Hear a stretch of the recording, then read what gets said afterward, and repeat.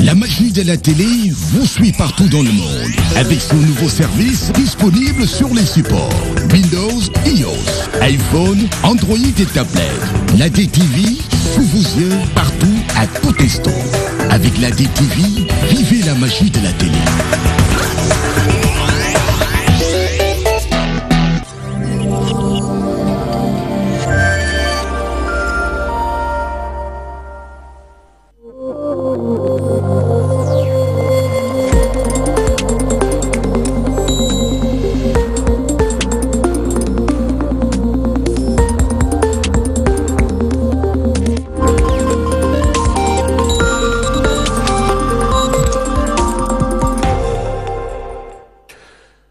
jàngeen jëf ci ànd beeg seen télévision DTV ñu amati mbégte ci seen débat de la rédaction di ko ànd ak yéen àjjuma bi waxtu mel nii waxtaane réew mi ak tolluwaay bi tey suñu waxtaan nar a jëm ci li ñu duppee front social bi syndicat yu bari bànqaas yu bari ci biir réew mi yëngu ay grève ay débrayage ci wàllum njàng mi ay ñaxtu ci wàll gu ci ne tey ñu teg ci taabal ji bànqaas yi wuute ñeenti bànqaas yoo xam incha allah dañu ko toj benn par benn présenté leen fi nga xam ñoo fi nekkal yooyu lay kuréel ngir waxtaanee li nga xam mooy nux ci Sénégal boobaak léegi ay at mi ngi nim ñu wax leen ni nag daanaka ñaari fan moo te président Macky Sall am juróom benni at ci bopp réewum Sénégal 26 mars la woon 2012 tey ñu ngi ci 23 jëm 24 mars incha allah kon waxtu yu néew moo des président Sall dugg juróom benni at ba mu nekkee ci bopp réewum Sénégal ak léegi tey nag ñu am yéene natt xool li nduppee social bi naka la demee liggéeykat yi nga xamante ni bii bu ñu waxee réew muy dox ñoom nga koy natte xool ba xam ndax seenu naqaru xol mi ngi am saafara wala déet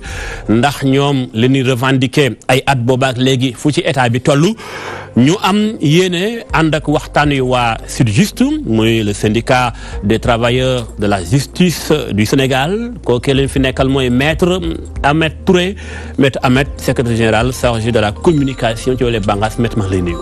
maa ngi lay fay Modou Mbacké di la gërëm ci sa invitation di ci profiter di nuyu téléspectateur DTV. di ñaan yàlla waxtaan bi nekk waxtaan bu amal solo askanu Sénégal. am nañ ci yaakaar ba tey ci wet ga ñu ngi ànd ak docteur Fall docteur Lamine Fall moo fi nekkal waa SAMES mooy syndicat autonome des médecins du Sénégal suñu Fall maa ngi lay nuyu Falleen bi.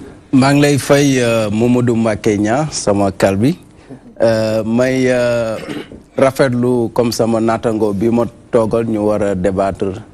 ci ci li jëm ci problème yi am ci réew mi. donc may remercier encore une fois li fait que nga invité ñu. merci beaucoup beneen Falleen ci beneen côté ba muy Abass Fall. vice-président li nga xam mooy fédération des établissements privés d'enseignement du Sénégal. FAPES maa ngi lay nuyu suñu Fall. FAPES waaw d'accord jërëjëf monsieur Niang pour invitation bi. maa ngi ci profité aussi pour nuyu suma xarit yi ñu toogal war a waxtaanee thème bu am importance boo xam ni ci front social bi lay nekk. jërëjëf jaajëf suñu Fall ci wet ga tamit ñu am fi jàngalekat yi ci beneen côté ba Birane Gueye SAEMS maa ngi lay nuyu. jërëjëf monsieur Niang maa ngi lay nuyu di la gërëm ci dalal bi. di am mbégte bu baax toog ci plateau bi ngir càmbar li nga xam ne moo jëm ci réew mi rawatina mbirum njàngale mi. et di nuyu également sama naataango yi ba toogal ci plateau bi. ci yow laay des laaj bu njëkk bi yaa koy moom yéen waa syndicaliste bi ëmb wàllum njàng mi. daanaka yéen a gën a fës ci grève yi débrayage yi. plan d'action yi xeex yi. fu ngeen toll fi mu toll nii sax bi mooy seen ñaata plan d'action bi ngeen tàmbali xeex bi ak léegi. waaw mën naa wax ne ñu ngi ci 6e plan d'action. juróom-benn suma xeex juróom-benneelu suma xeex comme ni nga ko tuddee. ñu ngi ci boobu ba léegi nag di doxal di déglu gouvernement bi ngir mu indi tontu ci laaj yi nga xam ne teg nañ ko ci table ji. te loolu tàmbaliwul tey ñu ngi fàttaliku ne 2012 bi président Macky Sall di ñëw la ñu fekk ci situation boobu ñu doon am lu ñuy laaj mu ñëw mu ne nañ ko may mu toog càmbar xool nan lay avancer ak ñun ci point yi ñu posé woon.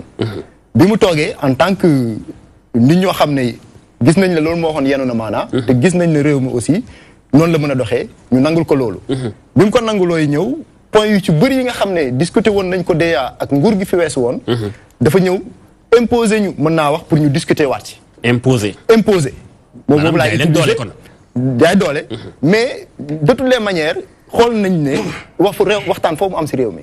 voilà loolu taxoon ma daanoo ci loolu ma àggal dama bëgg a joxe benn information que ni waxtaan buy am ci réew mi daa am ñu ko reseq syndicaliste ak nguur plateau bi nga gis ay syndicaliste toog def naa lépp ngir waa gouvernement am fi représentant waaye mu jiwul sotti woo naa waa ministère du travail ñoom ñun ñu fi ñu toll daanaka dañ ñoo leen a décisir ci dossier yi ma dem woo waa dialogue social ñoom itam ñuy ping pong dañoo am fu ñu dem ak dañoo génn dañoo voyager ma woote primature waaye ba tey mënuma am ku représenter gouvernement ci plateau bi ndax dama bëgg ñuy seetaan bàyyi xel que ni ñëw ñu rek jël ay syndicalistes def nañ lépp ngir am waa gouvernement ngir ko tëddee njaaxaanaay ci wàll bi waaye mu jëwul sotti suñu waxtaan nag daañu ubbi incha allah téléphone bu leen neexee ñoom itam ñu intervenir ma bàyyi la nga wéyal fi nga nekkoon ci dialogue ak président Sall waaw li ma doon wax foofu rek mooy maanaam biñ tollee ba 2012 ñu laaj wax nañu il faut ñu waxtaanaat parce que nguur gi fi nekk li mu signé woon loolu yéen wóoloon maanaam bon ñu nangu d'accord toogaat ak ñoom si table ji ñu ñëw ba 2014 nguur gi fi nekk signé ay accord yu ñu doon wax ne accords yi yu réalisable c'est-à-dire lu mën a ne la te luñ mën a doxal la may fàttali ko sax ministre Mansour Sy moo waxoon loolu Mansour Sy ministre du travail moo ko waxoon boobu ba léegi nag ñuy déglu leen et bu ngeen fàttali ko daaw année 2017 amul benn perturbation année la boo xam ne dañoo mayoon état bi ngir mu profiter ci occasion bi woo ñu càmbar ñu waxtaan waaye fulaalu ko mu gëmm ci loolu ba ren nag fi ñu toll nag dafa nekk loo xam ne dig bi ñu digoon dafa jot ñu def ko moo loolu tax ñu jóg dig bi bari na xëy na am na kook mi ngi seetaan bu déggee problème mu jàngalekat ak nguur gi dana am lu ko jaaxal lool lan la jàngalekat yi di revendiquer ci nguur gi ndax ma nga ko cité waat benn par benn sénégalais bi saan xam lan mooy problème mu jàngalekat ak damay wax ne en 2014 bi ñuy signé accord yi nekkoon na ci lu mat fanweer ak ñetti point loolu damay dégg des fois Serigne Mbaye monsieur Serigne Mbaye Thiam ministre de l'éducation di wax ne ñaar fukk ak juróom-ñett yi saafara nañ ko may wax ne loolu méngul ak li nga xam ne ñun moom lañ gis ci kay kaw table ji mais ren année bii nii plateforme bi ñu teg di ci waxtaan ak gouvernement bi mën naa ko xayma si juróom-ñaari point bi si njëkk d'abord xëy na mu gën cee fees mooy li ñuy wax le régime indemnitaire te ñu bëri dañuy wax indemnité de logement mais régime indemnitaire bokk na si d'accord naam indemnité bi nga xam ne moo jëm ci mbirum dëkkuwaay mais am na ci indemnité boo xam ne tey ñiy jiite établissement yi ñooñu dañu laaj ñu jox leen ndàmpaay boo xam ne day méngoog seen fonction parce que tey boo duggee ci établissement munoo xàmmee proviseur bi professeur bi ak élève bi maa li nga bëgg a wax mooy yamale amul ci ndombay tànk yi yamale amul ci ndombay munoo xàmmee jàngalekat bi simple waaw ak ki nga xam mooy proviseur kilifa daara ji ki ngay jël ne ko chef d'établissement di ko laaj résultat dafa am ci matukaay yoo ko war a teg condition de travail yoo ko war a teg pour mu mën a répondre ak li nga xam ne moom nga ko laaj jàngalekat bi aussi li nga xam ne lu bëri ci liggéeyam ci kër ga lay doxee da nga ko war a jox ndàmpaayu dëkkuwaay goo xam ne bu demee këram la mu fa war a liggéey dina ko mën a liggéey ndàmpaay gi ñaata la toll ndàmpaay gi jamono ji ñu toll mi ngi nekk ci 60 000 juróom-benn junni 60 000 wala 30 000 60 000 francs fukki junni ak ñaar loolu mooy 60 000 te loolu bu ñu ko xoolee par rapport ak ñeneen ñi nga xam ne ñoom lañ seqal fonction publique ñu bokkul ay diplôme yi nga xam ne moom la ñu nguur gi recruter dañu gis ñoo xam ne dañ leen beral loxo lool jàngalekat yi nag ñoom ñu ne leen téye leen ci lii rek ngeen laaj ñaata am duñ ne lii la ñu laaj li ci am solo mooy da ngeen xeeb 60 000 yi li ci am solo mooy dëkkuwaay tey jamono ji pour nga am ko xam nga ne 60 000 joxu la néeg pour boo location boo dëkkee néeg munoo am jabar am doom war a corriger copie war a def sa lépp travail lépp nga bëgg koo def ci néeg say doom toog say njaboot toog xam nga ne environnement boobu du environnement boo xam ne jàngalekat mën na ci évoluer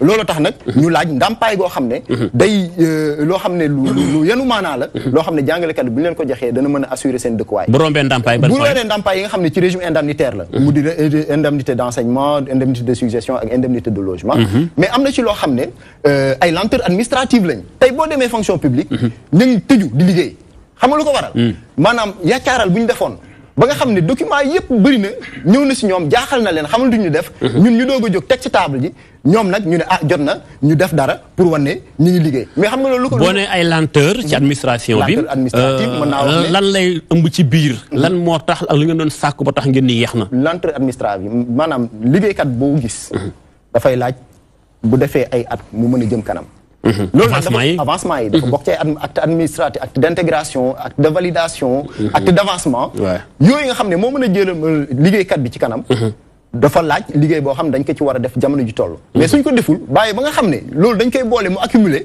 dañuy xëy déjà documents yu bëri si ñoom duñu xam ni ñu koy liggéeyee li mu war a jur aussi ci mbirum xaalis loolu it day dem ba nga xam ne day bëri ci bëtu nguur gi ba finalement duñ leen di jaaxal ñoom duñ xam ni ñu koy saafara bu rombee avancement yi ban point bu rombee li nga xam ne mooy lenteur administrative dafa am li ñuy wax corps des administrateurs scolaires tey maanaam du ku nekk rek ngay jóg ñu jox la ñu la jiital benn établissement parce que pour jiite mbir dafay laaj nga am ay jumtukaay yi nga xam ne day permettre par exemple ci gestion ressources humaines gestion des ressources financières et cetera donc doo xëy la ñu jëlee la ci classe yi ne la am demal jiite moo tax dañuy constater ay malversation ay détournement yu nekk yoo xam ne de coow la tey ci mbir école bi bala ñu egg foofu nag ñooñu dañ leen war a tàggat leen ci li nga xam ne moom mooy mën a jiite établissement yooyu mise en place des corps des administrateurs scolaires demoon nañ ba déggoo ci nguur gi bañ nañu mooy woote premier ministre ba la passé woon mu joxoon ay directives que ne nañ ko teg waaye moom bii passé woote bu mujj bi reconnaître na ne point yi mu joxe woon yëpp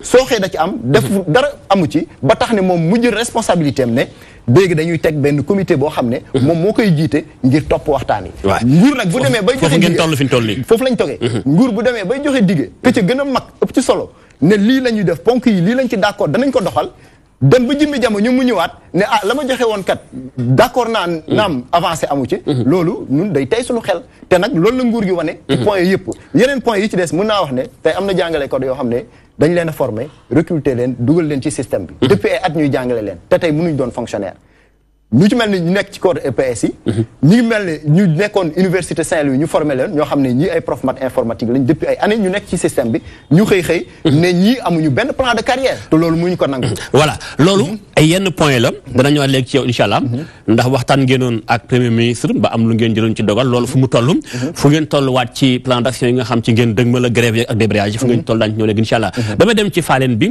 waa FAPES jógee ci njàng mi FAPES dem ci beneen njàng mi ci benn anam bi mooy waa privé bi FAPES mooy fédération des établissements privés d'enseignement du Sénégal supérieur alors léegi lan mooy seen problème damay dégg ñuy wax borub 16 milliards mu dégg ñu am état ñu ne non bor bi mu tudd loolu 9 milliards la exactement lan mooy problème mu établissement privé yi waaw jërëjëf monsieur Niang donc suñu problème peut-être que dinaa def benn précision bu ndaw xëy na je suis avec des syndicalistes mais ñun bon c'est on est un peu dans un domaine spécifique donc c'est un peu le patronat des établissements privés d'enseignement supérieur dont je suis le deuxième vice-président et en même temps porte-parole fan yi il faut que ñu dellu si tuuti ci ginnaaw retracer tuuti historique bi pour ñu mën a comprendre exactement difficultés yi ñu am actuellement ak l'État du Sénégal le président Macky Sall bu mu ñëwee en 2012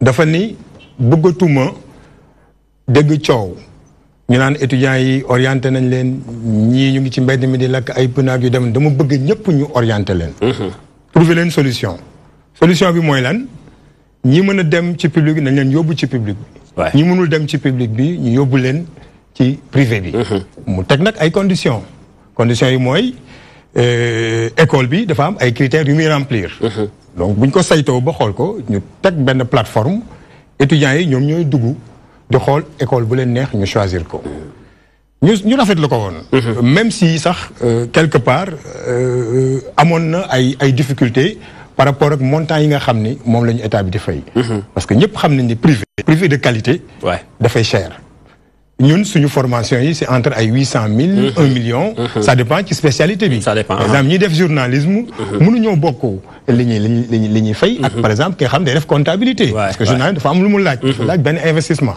donc ñu d'accord ci 400 000 francs pour ñoo xam ne ay 800 000 wala 1 million parce que 400 000 francs par étudiant alors que coût bi 800 000 la 1 million am na ñoo xam ne sax ñu ngay 1 million 200 je pense que bu ngeen defee enquête di ngeen ci xam dara ñu ne nag ñun privé lañu dëgg la dañuy ut xaalis ay acteurs économiques lañu mais quand même am na lu ñuy wax responsabilité sociétale de l'entreprise suñu environnement bi ñu nekk war nañ ci mën a def dara jàppale askan wi voilà muy social ñu ne nañ ko d'accord ñu commencé première année bi au début sax première année bi sax xawoon na am ay lenteur ci pay bi. mais terewul boobu donc. doxal nañu. alors yeneen année yi nag di ñëw toujours nag mu am ay retard. kon dafa mel ni Fall. da ngeen a cumuler ay retard dajale bor li naan bor du am rak. bor du am rak seen bor daa am rak. waa kay waaw xam nga sax damay tooñ souvent sama gars yi ne leen bor bi sax dafa am sët. léegi waaw finalement. waaw parce que dafa xaw a bari. parce que aussi dafa am yeneen sax yoo xam ne xam naa bu ñu xóotalee dinañ ci ñëw. mooy ne donc mu ñëwaat ci loolu. à chaque fois bu ñu joxee dara rek li ci des ñu yóbbu ko ci année bi ci tegu. mais li tax sax moo gën a grave affaire yi mooy ne budget bi ñuy mettre en place. évolué wul. étudiants yi ñu ngi yokk. waaw justement loolu moo indi li yëpp. information yi ñu am yi ñu gis ci budget bi. parce que sous forme de subvention lañ ko def. pour que affaire bi xëy na mën a gaaw 5 milliards. par an. lan moo normal bu fekkee 5 yi dayut. non justement parce que bu fekkee yow ne. yow yaay teg say activité yow yaa ni lii laa bëgg def. da ngay jël ay moyens financiers da nga koy prévoir. prévoir ay moyens humains. ay moyens techniques ainsi de suite. tout cela boo ko xayma nga ni man lii ma prévoir def montant wala budget bu mel nii mooy tax ma atteindre objectif boobu. mais du xëy rek yónni étudiants yi rek toujours chaque année nga def 5 milliards. actuellement dans le privé il y a plus de 30 000 étudiants. 30 000 étudiants. waaw 30 000 étudiants fanweeri junni. macha allah chaque année. waaw. waaw léegi boo ko multiplié par 400 000 ñaata la. waay noonu ngeen calculer seen bor. ba mu nekk ci 16 milliards. waaw ëpp na sax loolu. xam nga boo jëlee 30 000 ren. 30 000 rek par 400 000. c'est 12 milliards. te 5 milliards la ñu inscrit ci budget bi. daaw yónnee nañ ñu à peu près. bacheliers yi matoon nañu 19 500 bacheliers. mais li ci gën a wóor mooy ne bu ñuy bàyyee ñii kii 16 000 bacheliers ñu ngi fi woon daaw. multiplié ko par 400 nga xool rek ce que ça fait. 7 milliards et quelques. imaginez chaque année ñu budgétiser 5 milliards. alors que dana mat 12 milliards. waaw mais loolu moo indi li yëpp. 7 milliards de dette. moo indi li yëpp. moo tax suñu ministre ne moom 9 milliards. mais bu ngeen ko dégloo Marito Niane. parce que nag lu mënti am. volonté bi moom amoon na ko. te au début nag xeex la woon parce que ñu bëri d'accord ñu ci woon. université il y a des enseignants des professeurs des universités d'accord uñ ci parce que nee nañu dañuy enrichir ay privé bon xam naa ñoom nag dañu xamul. réew nu muy doxee. parce que nous sommes des entreprises bu ñu xoolee ne rek tay monsieur Fall mi am na école rek bu ñu ko fayee tey 500 millions rek. ci moom la jëm rek ñu ngi juum. parce que dañu am personnel ah oui on fait travailler des gens. da ngay gis suñu école yi boo xoolee rek fin du mois am na ci ñoo xam ne ils sont à 20 millions ou 30 millions de charges. vacation mooy jàngalekat yi nga xam ne dañuy ñëw. jàngale émarger dem. weer wu dee rek mat na 10 millions. mais te dañuy participer ci économie bi fu ne la ñuy dem la ñuy def publicité. dañ koy fay dañuy jënd ay matériel dañ koy fay. mais lu ne la ñuy dem am na loo wax lu am solo. ma dégg barki dem ministre Marito Niane moom dafa gis ni dette bi day contester la dette. exactement. lan moo xew. ba tax état. ak yéen li ngeen jàpp ni mooy seen bor bi état amel leen. état reconnaître loolu. foofu tam lan moo xew. mbaa dafa am ci biir ay njuuñ njaaj wala lu xew. non yaakaaruma ni am na ci ay njuuñ njaaj parce que tamit xam nga nag aussi booy wax da ngay wax li nga xam. mais bu ngeen dégloo Marito Niane. dégg ngeen waxul dette dafa ne dette mûre. waaw dette mûre mooy la wax de. li ñu xam ñoom. li egsi ci ñoom. xam nga boo nee dette mûre. ça veut dire que am na bu ñoragul bu nekk ci ginnaaw. mais tamit loolu mën a jàpp ni kon moom la gis ci taabalam. waaw non justement foofu laay ñëw. xam nga enseignement supérieur benn la. c'est comme ma ñëw tey DTV rek. nekk premier. soxla ki nekk ci kaw. ñu ne ma non ki nekk ci kaw moom bokkul par exemple mu nekkul fii. mënagoo ko jot. enseignement supérieur benn la. xam nga naka lay demee. ñun bu ñu jotee étudiants yi. ba inscrire leen. dañuy jël suñuy facture yóbbu ko direction générale de l'enseignement supérieur. bu ñu ko yóbbu direction générale de l'enseignement supérieur ñoom ñoo koy yóbbu DAGE ministère de l'enseignement supérieur. DAGE bi nag moom ci lu mu jot ci loolu lay xayma. mais day am facture yoo xam ne ñëwagul. mais duñ ne mu ngi DGS donc bokk ci enseignement supérieur benn la. DGS c'est la direction générale de l'enseignement supérieur. qui dépend du ministère de l'enseignement supérieur. fi mu toll nii ëpp na 9 milliards. waaw léegi bor bi ëpp na 9 milliards nga jàpp yaa ngi koy xayma ci 16 milliards. waaw mais ñaata établissement privé. la FEPES ëmb fi mu toll nii ci 16 milliards yi ngeen jàpp yéen. actuellement nii ñun mat nañu 30 ñoo xam ni 30 yoo xam ne ñoom jot nañu ci étudiants yi. mais FEPES mat na 70 établissements. mais 30 yi lan orienté. waaw 30 yi ñoom ñoo jot. mais mat na 70 établissements. parce que am na sax ñoo xam ne tey jii bala may ñëw. yónnee nañ ñu 7000 maanaam juróom-ñaar 7000 mooy juróom-ñaari junni. yónnee nañ leen tey yónnee nañ leen. juróom-ñaari junni lan étudiants yu bees waaw pour ñu ñëw commencé tey rek tey. yéen a ngi am problème ak état. waaw ngeen revendiquer dette bu toll ci 16 milliards. waaw état fayagul. waaw dolli étudiant encore sax yi gën a bareetiwaat. waaw justement léegi nag loolu nag ñi ñaa ngi ciy waxtaan xool ndax dinañ jël wala duñ jël. ñu ngi xool ndax dinañ jël wala duñ jël. parce que tamit il faut que mu leer. duñu bëgg a dimbali état ba suux. parce que li ci aju moo bari. te ñoom normalement sax dañu waroon jox ay subventions. parce que dañ leen di jàppale parce que ñoom. li ñuy def mooy ñun dañu am ce qu'on appelle donc une mission de service public état bi li nga xam ni moo ko waroon defu ko mu ne yéen may naa leen ay prérogatives jox naa leen ndigal pour ngeen def ko. mais keke dañoo waroon jàppale au lieu que ñuy suuxal waruñu xool sax njàngale mi ñuy def parce que jàngale dafa am importance. ci réew mënuñu fooyee jàngale. ci réew. ma ni réew jàngale. moo ko yor ak wérgu yaram. voilà foofu laay ñëw sax jóge ci njàngale bi. dem ci paju gi ndax yaa ñu jox transition bi. suñ faal beneen faaleen bi. bala may ñëw ci waa SYTJUST ñoom itam ndax waa yoon ñoom itam dañoo ma nga seen loxo gërëm daanaka ñetti fan bërki démb mardi ba bërki démb la jeex. voilà suñ faal yow yaa fi nekkal SAMES syndicat des médecins du Sénégal autonome des médecins du Sénégal yéen tamit lan mooy seen problème ndax ñu war a faj ñi feebar moom buñ feebaree ku feebar foo jëm. waaw sëñ Niang li may wax léegi sama natango bi ma toogal. moom mi ngi wax ne am nañu ñoom benn indemnité de logement. loolu déjà fekku ci secteur de la santé. secteur de la santé dafa nekk secteur boo xam ne amul sax indemnité de logement. pour vous montrer pour wan leen jafe-jafe yi secteur de la santé nekk. kon yéen amuñu sax indemnité même bu la jëloon fii bu la ci la ma xambaakol. amul indemnité de logement dans le secteur de la santé loolu laay tàmbalee. donc li fi am mooy. ñun si suñu plateforme bi donc bu ñu defee historique bi mooy que ne ñun 2014. lañ signé woon ay accord ak gouvernement bi. normalement bu ñu demoon ba 2015 waroon nañ nekk si application totale. mais ba fii may wax ak yow nii su mun naa wax ni 98% zéro réalisation. lenn daal lañ mën a wax ni peut-être mën nañ ko considérer comme ñoom def nañ ko mooy peut-être des fois ñu mettre benn commission boo xam te ne day taxaw ñaari fan exister après mu tas. commission boo xam ne dañu war a mën a wax peut-être si benn problème. man li ma jaaxal mooy sëñ Fall depuis 2014 ak léegi. lu ko jiitu yéen a ngi xeex yéen waa SAMES. ba tey kon avancement amul ci seen négociation yi entre yéen ak gouvernement. li may wax mooy signé woon nañu accord 2014. justement mais dañu ñëw ba léegi gouvernement bi réalisé wut ci accord yooyu noonu. dara maanaam sàmmuli kàddoom nga bëgg a wax. mu ngoog sàmmuli kàddoom loolu moo fi nekk. comme les enseignants di kaas. mais loolu lañ constaté ñun tamit.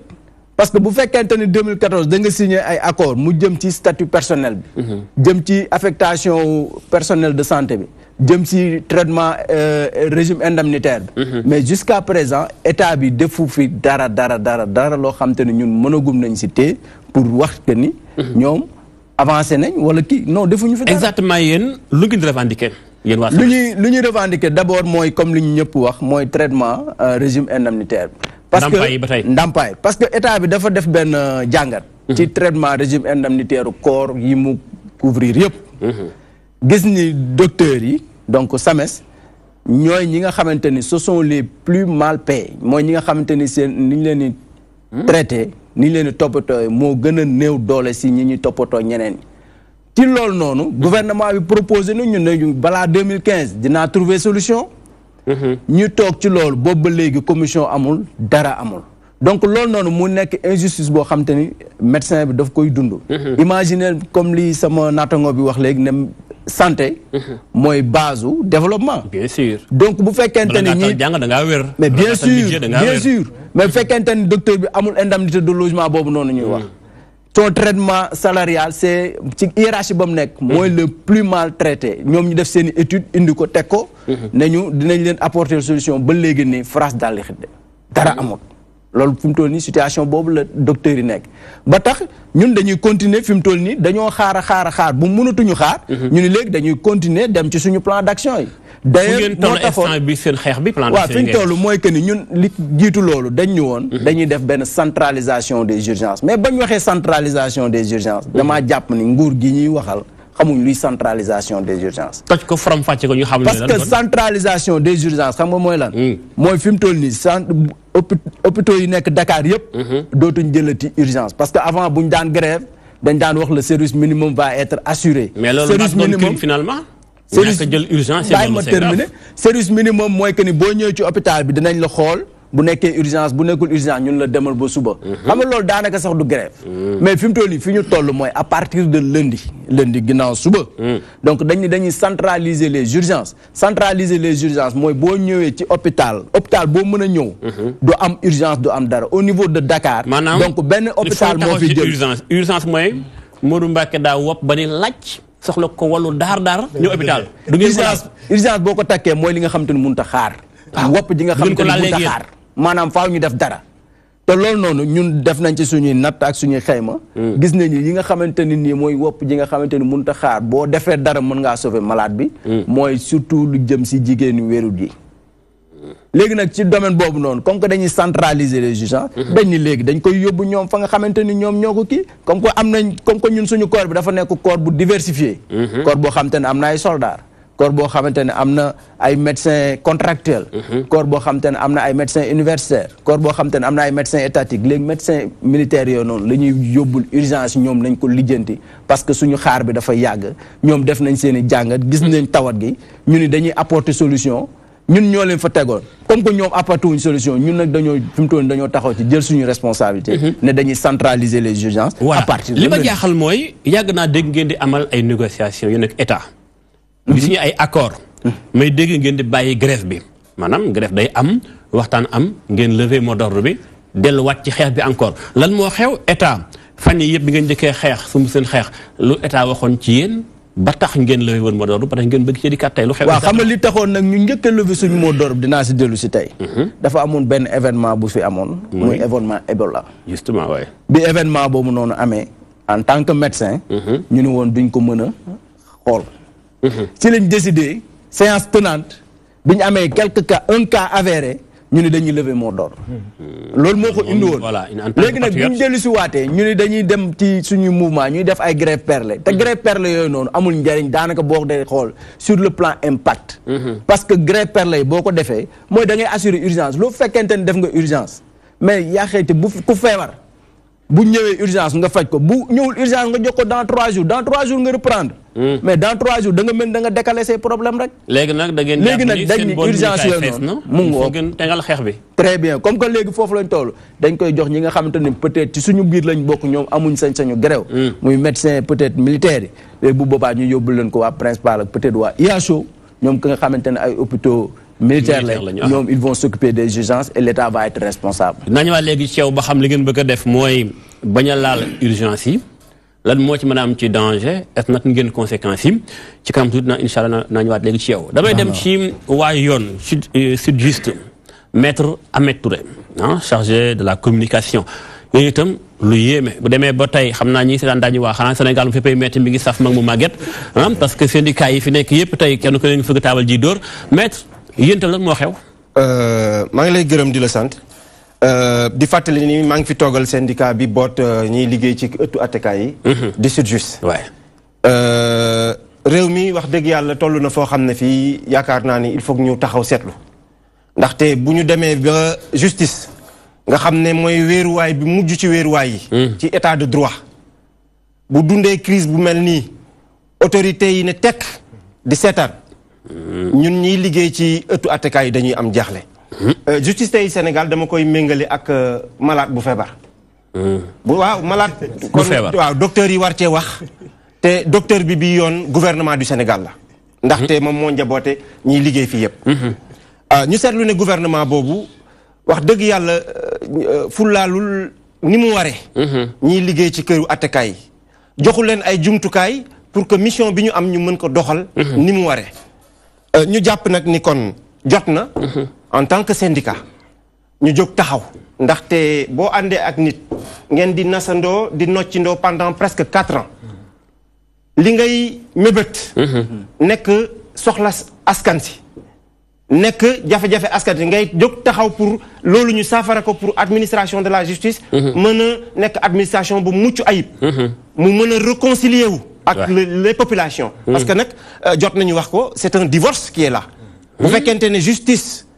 peuple bi nga xamante ni ñoo koy sollicité. waaye mën ñu ko jot mënatuñ koo wóolu. wóolu bi war. ak li muy représenté yëpp. ku yeboo ne ku ne sañ naa tiit. ndax justice dafa am solo ci réew. justement peuple bi dañu war a am confiance. ci justice ci réew. ba citoyen bi foo nekk jafe-jafe boo am nga gëm ni boo demee ci yoon dinañ saafara sa jàngoro su fekkente ni yow yaa am dëgg. mais ñu gis ne loolu yëpp mi ngi bëgg a sooke te li ko waral ñàkk moyen. ci la bokk. justement ñàkk vision ci la bokk. li ko waral da ciy baax sénégalais yi xam ni barki démb yéen waa Sud Juste moo ñu liggéey ci wàllum yoon ci biir Sénégal da ngeen a banque seen loxo ñetti fan talaata àllarba ak alxames. lan moo waraloon banque bu loxo bi ndax ñaare ku mer ba sa bool mu ñu kaay fees mooy gréew mooy li mujj. lan ngeen teg taabalu nguur di ko revendiquer amul saafara. très bien damay commencer wax ne droit de grève.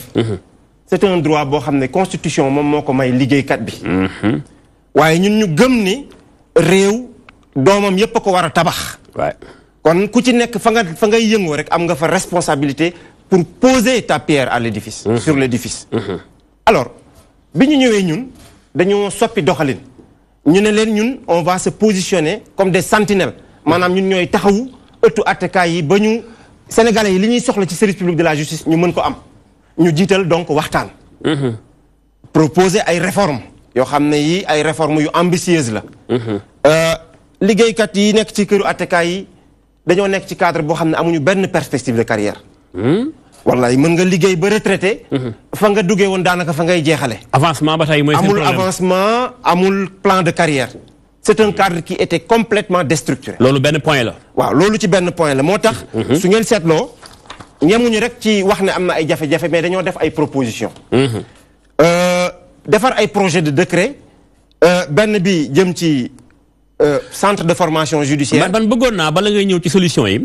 nga listeel ma lan ngeen teg ci taabalu nguur ndax coow li yàgg na yéen itam depuis 2013. ci loolu la nekk 2014 yéen a ngi xeex. ci loolu la nekk dama bëgg nga tegal ma benn ba xiy bàyyi xel mën a xam lan moo taxoon ngeen dem grève. waa kay. xam nga bu ma ne plan de carrière. waay mooy liggéeykat bi dafa am ay àq ak ay yelleef yoo xam ne. dañ ko war a sàmmal. pour mu mën a répondre favorablement ci mission bi ñu ko confié. ñu gis ne liggéeykat bi nekk ci kër yoon yi. amul benn plan de carrière. waay. plan de carrière ak ban. plan de carrière. ñu gis ne léeg-léeg su ki nit ci bëggee avancer sax. dafay obligé dem ci yeneen secteur maanaam li ñuy tuddee exil.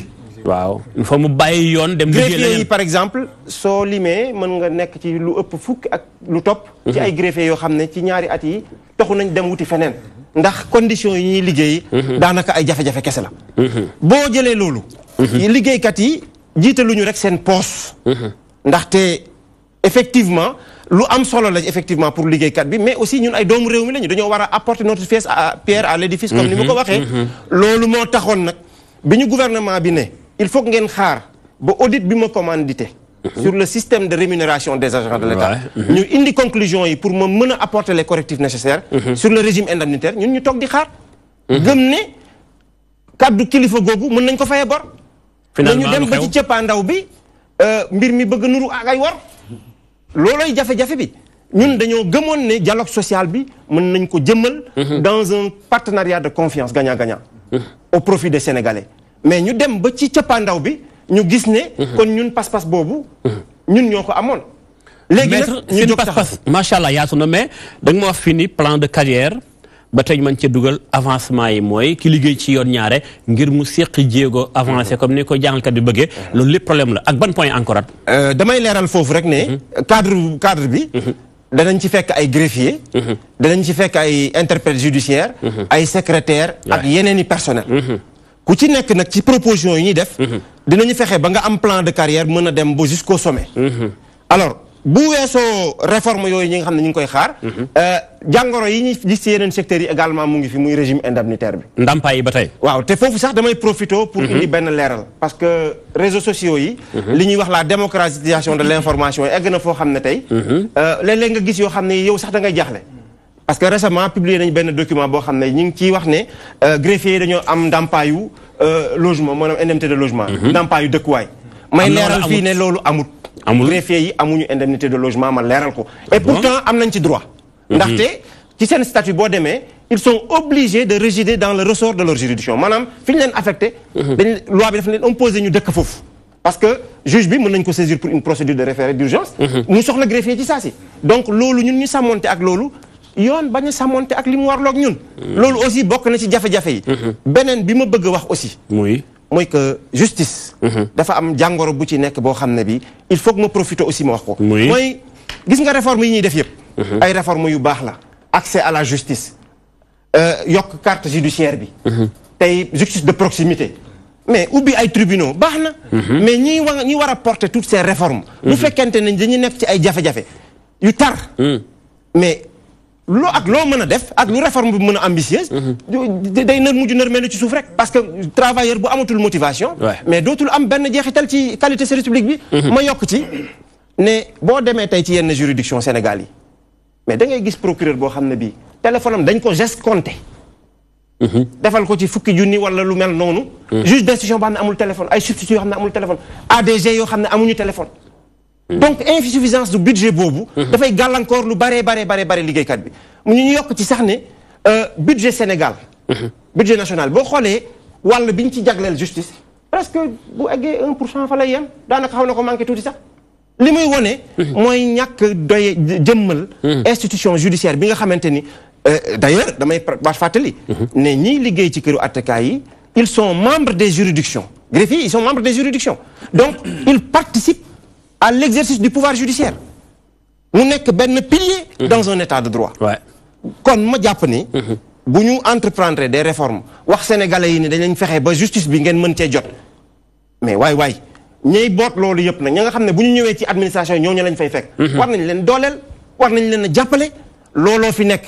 naxaate bi nag la ñu war a bàyyi. dañu war a li ma jaaxal maître mooy.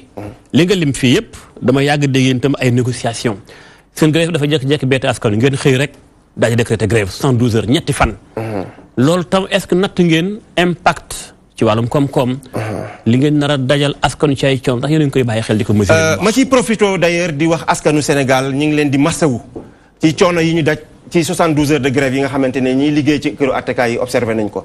waaye dafa fekk ni ñun ak ñoom ñoo bokk ay mébét ñun tey suñu taxawaay mooy défendre administration de la justice. ba Sénégalais bi fu mu mën a jógee bu ñëwee mën a am satisfaction waaye nag ñuy fàttali aussi ne droit de grève.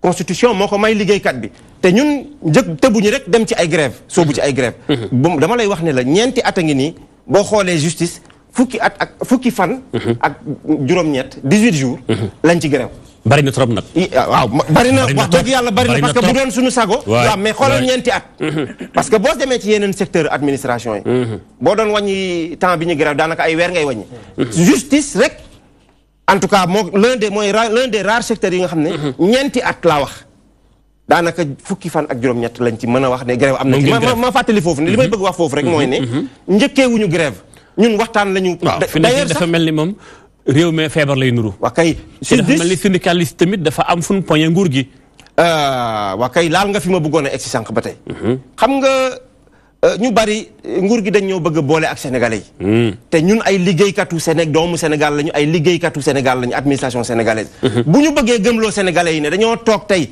ba am en perspective des élections pour ñu jóg dañuy nax sénégalais yi ñun bi ñu jógee du tey yàgg nañoo wax ne justice Sénégal daf mu ngi am ay jafe-jafe yàgg nañoo wax tey bi ñu tàmbalee waxtaan bi ñeenti at pour ay réformes yoo xam ne yi boo ko doon xool ci juróom benn weer mënu nañ ko boucler voilà li muy wane rek mooy ñàkk farlu loolu daañu ñëw incha allah may wax ne fi mu toll nii amoon naa envie lool jox waa gouvernement kaddu gi ndax gis ngeen def naa tour de table bu njëkk bi ak syndicalistes yi waaye ca ñëwuñu li ma waxoon sànq pour kii soog a bàyyi xel di TV suñu débat def naa tout pour am représentant au gouvernement waaye mu jëwul sottim woo naa waa ministère du travail waa dialogue social ak primature koo ci wax mu ni la demal ca kële demal ca kee de voyage dafa jàppandiwut waaye daal lu mën di xew mooy ñun du tey suñu liggéey daañu ko def te di ci njaaxanaay bi nga xam moo ci war a am waaye nag duñ layal kenn ci sa place jox kàddu gi leen mën a def ku ci ne nga argumenté fi ñu toll nii mooy war na maa jox kàddu gi waa gouvernement bi ngeen déggee taawul bi ku ne indi naxaru xolam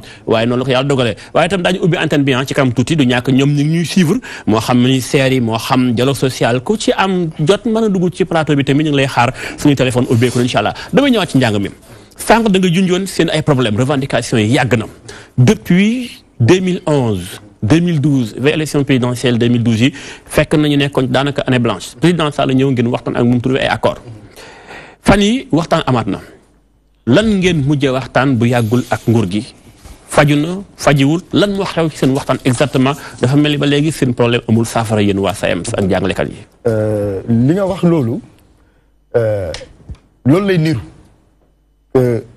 gouvernement bi boo xoolee xëy na bi nga defee tour de table gis nga problème yi fi nekk yëpp te problème yooyu du tey la tàmbali wax dëgg Sénégal yëpp léegi xam nañ ne suñu côté def nañ li ñu waroon a def élèves yi xam nañ ko parents d'élèves yi xam nañ ko jàngalekat yi xam nañ ne jot na nguur gi indi saafara ci problème yi nga xam ne posé nañ ko sur la table su ma jëlee rencontre bi nga xam ne premier ministre weesu na ko nee naa la ne ñu dëkkoon nañu fi woo mais bii passé daf ne moom constaté na résolution yi mu jëloon maanaam benn amu ci loo xam ne avancement am na avancement. lu waral loolu.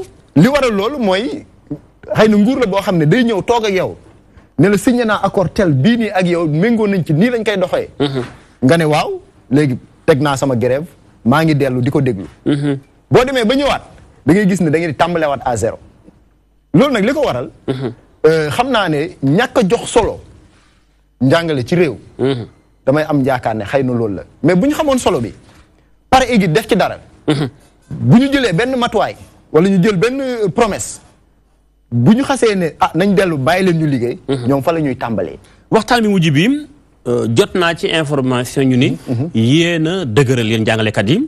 le PM Boun Abdallah Dionne amoon na yéene trouver solution. waaye yéen nguur avancé. waxtaan tam li ciy baax mooy. kenn ku ne bàyyi yàbbi la nga mat dem fekke sa morom daje am déggoo mën a am. waaye yéen état mi ngi dox def kéem kattan mais yéen itam du ngeen nungoo fekk si état ci benn côté lu waral loolu. waaw mais xam nga waxtaan day am ci lum lalu. mais bu lalul ci ludul bàyyi leen rek ngeen dem toog ñun danañ jël. telle décision danañ def lii danañ def laa te ñu gis ne bi nga ko defee jurul dara doo ñëw rek waxaat ñu loolu ñu delluwaat. kon waxtaan bi danañ def la nekkoon. danañ ay promesse la woon ay promesse lañu woon. danañ mettre en place le corps des administrateurs scolaires ma fàttali que ni boo jëlee régime indemnitaire. biñ ko njëkkee posé gouvernement daf ne woon mënul tëb rek jox kii dara wala mu def lii nañ bàyyi ñu def étude. buñ defee étude càmbar ko ba pare. étude boobu ñoom dañu ko jël ñu partagé ko ak les syndicats. ak acteurs yëpp buñ ko partagé matuwaay yi ñu ci war a jël nguur dina ko jël ñu ne loolu yëru na maanaam parce que ñun luñ bëgg. mu am justice ci traitement bi. mais aussi ñi nga xam ne ñoom lañ gën a néewal doole. ñooñu ñu jëm leen quand même defal loo xam ne dina mën a méngóog seen fonction. mais bi loolu amee gis nañ ne bi étude bi génnee. ñu xool ko gis leen ko ñu xamal leen ne par exemple jàngalekat ñi. dafa nekk ci nga xam ne ñoom lañ gën a maltraité. ah bon. ah oui. maltraité. boo déggee. moo bi garaaw na de maltraité boo déggee président de la république. am na sortie bu mu def sur le financement de l'éducation mooy bi amee conférence boobu. mu ne moom d'accord na nangu na ne jàngalekat yi. dañ leen a néewal doole maanaam ci mbirum traitement bi. bu mu demee ba def aveu boobu. waroon na mën a jox ay directives premier ministre ak gouvernement am daar ñu indi saafara waaye gis nañ ne dëgg yéen kat dañ leen xaw a maltraité néewal doole amul saafara waaye nag aj leen teg leen mbir yi ci suuf ñu waxtaan boo xam ne amul aboutissement loolu amul njëriñ mais man li ma jaaxal mooy yéen jàngalekat yi c'est vrai da ngeen di casse tout le temps di xeex naan avancement yi ay ndàmpaay mais dafa mel ni yéen li état woon a gën a ci alal ndàmp leen ko yéen a koy am ci xarmat gi ci privé bi da ngeen di ut public bi dem xari mata fële est-ce que nekkul tam ni li war a am kenn ku ne moo war a wàcceewaat boppam def li mu war a def digganteem ak peuple sénégalais bi digganteem ak askan li nga xam moo ko war waaye bala ngay mën a casse droit day fekk nga def sa devoir bi waree aussi xam nga gis nga loolu noonu il faut ñu leeral ko kenn benn jàngalekat tëjul public am établissement public am ne dama naan ko fa ñukk dem ci privé xam nga dafa am lu am tey yow fooy liggéey boo demee ba wàccoog ñoom ak yi ngeen xam ne moom ngeen diggaale am nga temps boo xam ne am nga sañ-sañ dem defi ko ci leneen ma loolu ma jaaxal li ma jaaxal mooy maagali foofu nga tontuwaale ma ab jàngalekat boo xam lu ci ëpp ginnaaw classe bi këram la war a documenté woo déjà fi nii da ngi laaj indemnité de documentation mais ku laaj documentation gi ñu jox la ndàmpaay kay war ngaa toog sa kër nag guddi boo jógee ci école publique ba li nga war a dem jàngale feneen nga toog documenté wu ba def ci bopp xale bi dara naa jëw ci loolu gis nga dem liggéey ci privé boobu damaa bëggoon tey rek ñu ne amatul gis nga système éducatif du ngeen grève encore at parce que système éducatif du pàcc rek ensemble la dem même ci privé bi jàngale loo xam ne njariñ la pour nguur gi parce que sama naataango bi fii toog fi nii xam na ne privé bi ña fay dem di jàngale niveau ba ñu am dafay bokk ci luy contribuer seen efficacité mais aussi ñoom amuñ personnel bu doy pour tenir seeni enseignement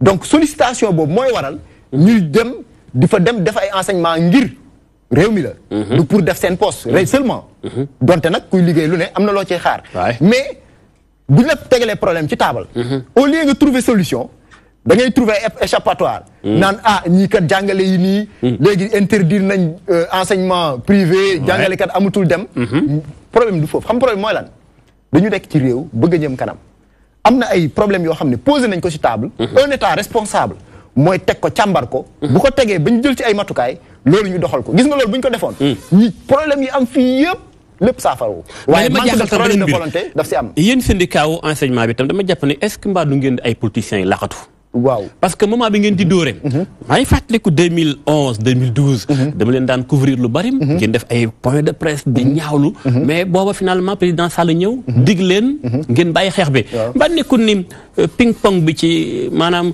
li mel ni marché muusante baana bi ngeen syndicaliste yi nekkee ak ñiy politique moo dem ba këpp seen kaw politiciens yi nax leen xam nga maa bëggoon tey doléance yi ñu posé yëpp ñu satisfaire ko bu boobaa tontu bi dina ñëw dañ xam ne ndax ñii ay politiciens lañ wala déet gis nga wax jooju sama naataango bi leeral na ko léegi xam nga dama la wax 2012 fàttaliku nga 2014 fàttaliku nga 2015 fàttaliku nga 2016 mais buñ doon politique donc moo ñu yitteel kon dañuy xaar cap ba élection ñëw rek ñu jóg waaye nag dañoo jàpp ne suñu responsabilité la ñu taxawaay bi nga xam ne dañuy défendre l'école sénégalaise dañuy défendre aussi l'intérêt des enseignants nguur gi nga xam ne am na ci part bu responsabilité bu rëy kenn du naatable ni nguur gi dafay ni ko olof di waxee taf yëngal loolu lay def taf yëngal booboo tax xëy na tey amuñu solution moo tax nangu ñoo ñëw ci plateau bi waaw man de bëggoon naa ñu ñëw loolu ndax xam naa li nga wax fi lépp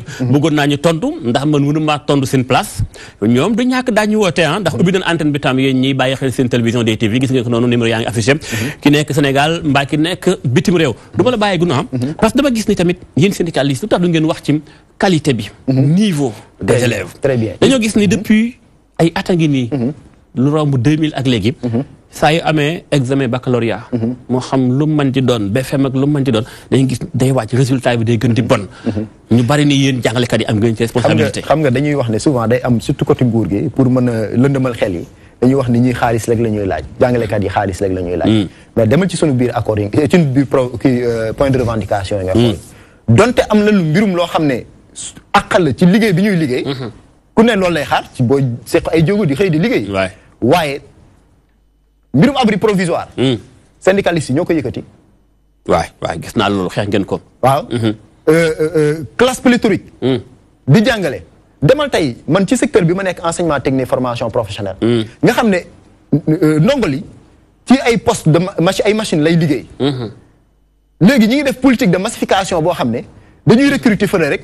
ne leen am ngeen ay bons de formation dem leen. voilà baal ma xool mbokk mi nekk en ligne ñu wàcceew léegi incha allah. salaamaaleykum. waaleykum salaam. allo. allo. waaw sëñ bi ñu def la xool tuuti yokk baat bi. allo salaamaaleykum. foo ñuy wooyee ak tur bi. maa leen di woowee Guédiawaye un parent d'élève. parent d'élève yaa ngi bàyyi xel suñu waxtaan ak jàngalekat bi kon. waaw ñu ngi koy bàyyi xel. rapidement. voilà c'est juste pour vous féliciter yéen waa DTV. merci beaucoup. li ngeen di def maa ngi suivre seen émission yëpp. li ngeen di def yëpp vraiment vous êtes impartial. mboolem télé bu nekk Sénégal. seede boobu yéen rek lañ ko fi mën defal. merci. vous êtes carrément impartial émission bi ngeen di def les après-midi maa ngi koy suivre. yeneen débat yi ngeen def yëpp maa ngi koy suivre. merci loolu moo ñu war. vraiment loolu moom. na ngeen fexe bu leen ci dara jëlee. en tant que parent d'élève noo gisee xeex bi am diggante syndicaliste ak nguur gi ci élève bi moom moo ci fekk Kassim tëjut. voilà donc man pour dire que enseignants yi ils ont le droit de demander des avantages parce que ay borom kër lañu comme ñun. am nañu droit laajte. lépp loo xamante ne ni njëriñ la luy avancer seen njàngale. ak lépp loo xamante ne day améliorer seen famille. loolu nangul nañ leen ko ñun parents d'élèves yëpp bokk nañu nangul leen ko. seen droit la. waaye seen devoir bi njëkk. tey jii suñu leen nga ko léegi. les élèves sont de plus en plus nuls. parce que seeni professeurs ñoo nuls. ah bon. dañuy interviewer un enseignant nga bës sa télé def ko mute. ndeysaan pour bañ a dégg li muy wax. parce que un enseignant buy toog di def yenn fautes yi. nga ne kii moom mooy jàngal sa doom. yow loolu en tant que parent d'élève à qui la faute kan mooy responsable ci loolu. aux enseignants. lépp daal enseignant bi la. xam nga lu tax. xam nga lu tax. parce que ñun bañ ciy toll ñun ñemewuloo sax dox ci mbedd mi. tase sa professeur nii ci mbedd mi. waay. sa ñetti xel xalaatoo. sa ñetti xel xalaatul nga. ci mbedd. loolu tam ndax état amul ci cër moom itam moom mi recruté. gis nga ma xamal la benn affaire. état day xool toujours li nga xamante ne moom mooy arrangement. arrangement am lay xool tout le temps. loolu sa lay xoolul leneen. ci seen droit la ñu nekk de seen grève bi ci seen droit la ñu nekk kenn bañalu leen ko. kenn bañalu leen ko. mais ñoom seen àq nañu xool seen diggante ak yàlla sunu borom. jàngal sunuy doom. comme en 93 en 88. enseignants yi yoroon. nañu meloon ak élèves yi da nga leen di xool da nga leen di jox cër. mais jox 10 enseignants yoo jël tey Sénégal am nañu école privée. maa ngi koy wax sàng moom nee na loolu du ci ñoom ñooy jàppale état bi ci loolu. dama ne attends dafa ndànk. ñoom il mène actuellement une politique boo xamante ni moom mooy lan. ku amul xaalis sa doom dootul tekkeeti. mais ñoom école publique comme qu'est-ce qu'ils vont rendre à la nation sénégalaise. Sénégal moo leen fayal ñoom seen jàng. kañ lañ koy delloo Sénégal. waaw kay xam naa ni yow. nit nar a toog quand est-ce que nit la nar a toog. ne man mii maa ngi sacrifier sama bopp pour la nation sénégalaise. ñoom nañu mànkoo woon tey jii eggali seen jàng. ba xale yi école bi tëj. école bi tëj. ñu xool ba xam ndax joxuñu leen seen li ñu leen war a jox ba xam ndax ñun parents d'élèves du ñu def marche pour wan gouvernement bi que ne kat ñii sacrifier nañ seen bopp. ba yeggali aña bi. na leen Sénégal la nation sénégalaise le sang sénégalais na leen jaral. ñu dem jàngale ji ba année bi tëj ñu xool ba xam ndax ñun parents d'élèves du ñu marche. pour dem état bi jox leen seen yëf wala déet. waaw kay xam naa dama lay gërëm rek ndax xam naa li nga bëgg wax lépp du xaj ci suñu téléphone. Sénégal ak émission bi sénégalais. nañuy nangu di sacrifier suñu bopp. merci beaucoup.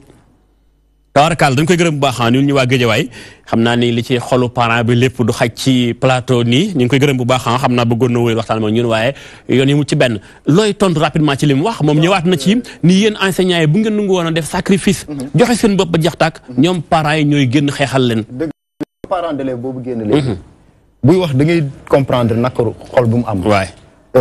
parce que souci la am. ngir doomam bi nekk ci école. mënul jàng xëy na ni mu ko bëggee. mais aussi ñoom bu bañ a fàtte que ni. ñun jàngalekat yi ay parents d'élèves lañ. nakaru xol bi mu am. ba xëy na mu génn lool ci xolam. nakaru xol boobu lañ am ci sunu liggéeykaay ba tax ñu taxaw ci nguur gi teg sunuy doléance. voilà léegi nag. qualité bi. yaa ngi koy évoqué sànq. justement oui c'est important. mais gis nga qualité bi. man damay nangu ne les responsabilités sont partagées. parce que xam nga tax. xoolal tey depuis syndicat yi enseignants yi jóg taxaw. poser seen revendication ñaata temps la durée. gouvernement bi au lieu mu jël responsable am saafara ko. day bàyyi mu wéy. ñu dem ba nga xam ne nga ligne ma àggale ak mbokk bi salaamaaleykum. waaleykum salaam. waa kay soxna Sim. na ngeen def. jàngalekat la wala parent d'élève wala mu ci doon nan laa koy wooyee. damay rejoindre sama xarit boobu sama wëlëre boobu nekk justice ñu koy wax Ahmed Touré. waaw damay ñëw ci émission bi di leen sant. jërëjëf. di leen gërëm. ci seen taxawaay ndax yéen a ngi dimbali askan bi. moo ñu war. waaw damay rejoindre li paa bi wax léegi génn. ndax man damaa xam tur beeg foo may wooyee rek baal ma. waaw Dakar laa lay wooyee waaye tur bi dama koy leb. ñu ngi lay déglu taxawal. waaw ndaxte waa ji li muy reproché enseignant boobu di wax ne. ñoom état bi moo leen fayal seen jàng. dafa fekk ni état su la jëlee engagé la. daf lay tënk. parce que su la jëlee ci bërëb teg la ci bërëb. du la may nga am statut boo xamante ni moom ngay yéegee pour yokk sa koom-koom. doo mën a àgg ci li nga bëgg ci sa bopp ba di dimbali keneen. justice nag moom li ko ëmb dafa bëri. njaboot la dafa yor ay secrétaire yor ay comité d'administration yor ay chauffeur yor ay informaticien. ñëpp ëmb ci biir justice. mais malheureusement mënuñu avancer parce que seen statut demul fenn. soo ñëwee fa nga tàmbalee fa ngay yem ba ngay dem comme li Ahmed Touré wax. te du ñëpp ñoo fa nekk mën a egg fu ñu dem daf si am ay ñoo xam ne amuñu sax salaire de 100 000 francs pour une famille boo xamante ne. nga war a dundal sa njaboot. fay bon bëgg a liggéey correctement. boo jëlee 100 000 francs fay ci jànk. waxuma la ndoxu courant ñëwagul. su boobaa doo lekk. il est temps ñu xool bu baax li ñu war a def. parce que nag nit su demee bay liggéey ci administration da nga bëgg suqaliku pour mën a taxawul sa bopp taxawul sa njaboot pour nga mën a liggéey convenablement. justice nag ñi gën a féete suuf ñoo gën a dee ñoo gën a sonn. déedéet waay. parce que dañ lay tënk waaw. parce que tey li ñuy wax nii bref délai yi ñuy wax nii di ko prime d'incitation à la célérité boobu ñuy wax noonu. mais dañuy exiger nit ñi pour que ñu koy def en temps en minute. pour que jugement yi mën a pare à temps. mais loolu dañ ko war a fay nit ñi di ko liggéey. mais dañ lay tënk doo dem doo dikk mënoo liggéey feneen mënoo dem fenn parce que justice nga nekk fa ngay toog fa ngay liggéey fa ngay nekk ba keroog ngay dem. kon nag ñoom ñoo war a gëstu xool li seen affect seen yëleef ñu jox leen ko. pour Sénégal mën a jëm kanam. merci beaucoup Tata. tabaarakàlla nuyul ñi fa ngay woote ci waa Ndakaaru. dama lay bàyyi rek nga daañu rapidement. ma soog a dem ci sëñ Fall Moulé. waaw ci li ma doon wax rek mooy maanaam. xëy na li suñ sañoon. suñu yëkkatee ay revendications yoo xam dañ koy teg ci kanamu état. état day jël responsabilité am mu woo ñi mu ko sekkal. waxtaan ak ñoom li mu tënk nag mu def ko suñ ko defee. école bi dina am dal réew mi dina jëm kanam qualité bi ñuy wax ci élèves yi dina am. dana gën a sawarloo aussi jàngalekat yi. ñuy gën a mën a def effort. pour mën a taxaw ci taxawaay bi nga xam ne foofu lañ leen di xaar. voilà merci beaucoup incha allah naa ñëw léegi ci yow. xool fu mu toll ak yéen mbir yi. damay dem ci waa FAPES wala FEPES muy fédération des établissements privés d'enseignement supérieur. voilà sëñ Fall. li ma laaj sànq sëñ bi. bala ma ci ñëw ak yow ci seen qualité. ak it seen doxalin. yaa ngi doon wax ne yor ngeen lépp 30 000 étudiants. fanweeri junni étudiants. may wax ni sama benn rakk bu def ci bokk ci yéen. muy Mascor Lo. xam naa tout le temps ma koy tooñ naa ko yow sa naataango yaa ngi dem ci front mais du mën a gis tout le temps yaa ngi nekk fii di añ moom du dem front tout le temps mais yéen ngeen ni il faut situation bi changé wu lu ngeen nar a def ak étudiants yi ngeen yor d'abord ndax da ngeen leen di bàyyi ñu jàng am da ngeen di fermer daara yi tëj ko ngir xool état day fay bala ngay tontu mbokk mi ngi en ligne ma xool lu mu yendoo salaamaaleykum. aleykum salaam. tur foo ni wooyee. maa ngi tudd Pape di woote Pikine. Pape noo sant. Lo. ah waaw kay Lo tabarakalla aha ñu ngi lay diglu. waaw man maa ngi rafetlu émission bi ngeen di organisé. merci beaucoup ndax secteurs yi gën a am si réew mi ngeen boole. ñu remarqué ne secteurs yooyu yëpp jamono yi ñu toll dañoo feebar. man nag bi ma si gën a yëpp daanaka ñor nañ ma. mais bi nga xam ne moom ci laa yëngatu muy wàllu njàng meeg njàngale mi. ñun ñëpp ñu constaté ne ça fait presque quelques années doxul. day secteur boo xam ne dafa feebar. waay jamono yi ñu tollu parents d'élèves yi question bi ñu war a posé lu tax secteur jàng beeg jàngale mi feebar. ba fa saa wuñ toll ñoo ngi dégg jàngalekat yi di. loo yaakaar ne yow moo ko waral. mais li ko feebar dafa bari. te li fa éléments yi tax ñu ne dafa feebar dañoo bari mais lépp boo ko tënkee ci benn ponk. li mu jur mooy malaise enseignant. jamono yi ñuy toll enseignant kenn wegatu ko. kenn cëralatu ko. sànq maa ngi dégg kuy wax naan ay jamono boo tolloo woon boo tase woon ak jàngalekat da ngay daw laaxatu parce que sa maître la. mais lan moo ko waraloon. dafa am benn contexte bu société bi tolloon. benn cër bu leen joxoon. ñu jox ko cër te cër boobu lan moo taxoon ñu jox ko dans la société xam-xam. te dañoo toll société boo xam ne dootul société boo xam ne dañuy naw nit ak xam-xam. mais am lañ koy nawee. te am boobu boo ko xoolee dafa sooxee si jàngalekat bi. si bien que tey kenn réewewul daanaka nekk jàngalekat. parce que sa loxo du jot sa gannaaw la nga bëgg a def wala taxawaay wala nekkin ba nga bëgg a nekkee ci société bi nga mën ko nekkee. bokk na si li tax saa su ne nga dégg mbiicoog mbaaloo jàngalekat état. da loolu nekk na loo xam ne dafa fës. ba lañ bëgg ci école bi mënuñu ko am. te bu ñuy joxañ souvent jàngalekat bi dañ naan ñun parents d'élèves yi mais buñ fàtte ne jàngalekat bi parent d'élève la. bu yorul doom ci école bi yor na fa rak yor fa jarbaat wala mu yor fa ku sës si moom jege. dëgg la jàngalekat boobu bu demee bay génn école bi ñàkk na pexe. te lan la ñuy war di fàttaliku grève moyen de lutte la. mais c'est pas le seul moyen de lutte. am na ay préalable. buñ demee ba aujourd'hui ñu dégg na jàngalekat yi génn nañ dans la rue mais ils se sont sacrifiés. am na fu bari fu jaar avant ñuy yegg si fii. fañ jaar ay déposer préavis. tax xam lu leen ba préavis expiré ñu doog a xam ne egg nañ si cappaandaw ñu woo leen si table de négociation pour négocier des accords qui ont été renégociés en 2014 après les avoir négociés en 2012. waay kon daal da nga jàpp ni yow nga baal ma da nga jàpp ni kon daal jot na nguur gi gën a bàyyi xel jàngalekat yi bàyyi xel ñi koy liggéeyal ndax tam bu ñu waxee am réew da ciy baax kay liggéey muy travailleur bi moo xam jàngalekat bi moo xam médecin bi moo xam waa justice kenn ku ci daal jox la àqam. mais tam dañ ci baax tam ñooñu jox seen àq tam askan wi ku ne bay sawar ci tool bi jàngalekat bi rek. mais yamale boobu. moo taxoon ñu poser la question indemnitaire après que mu déséquilibré depuis 2000. État a commandité étude à travers un cabinet que l'on appelle MGP Afrique.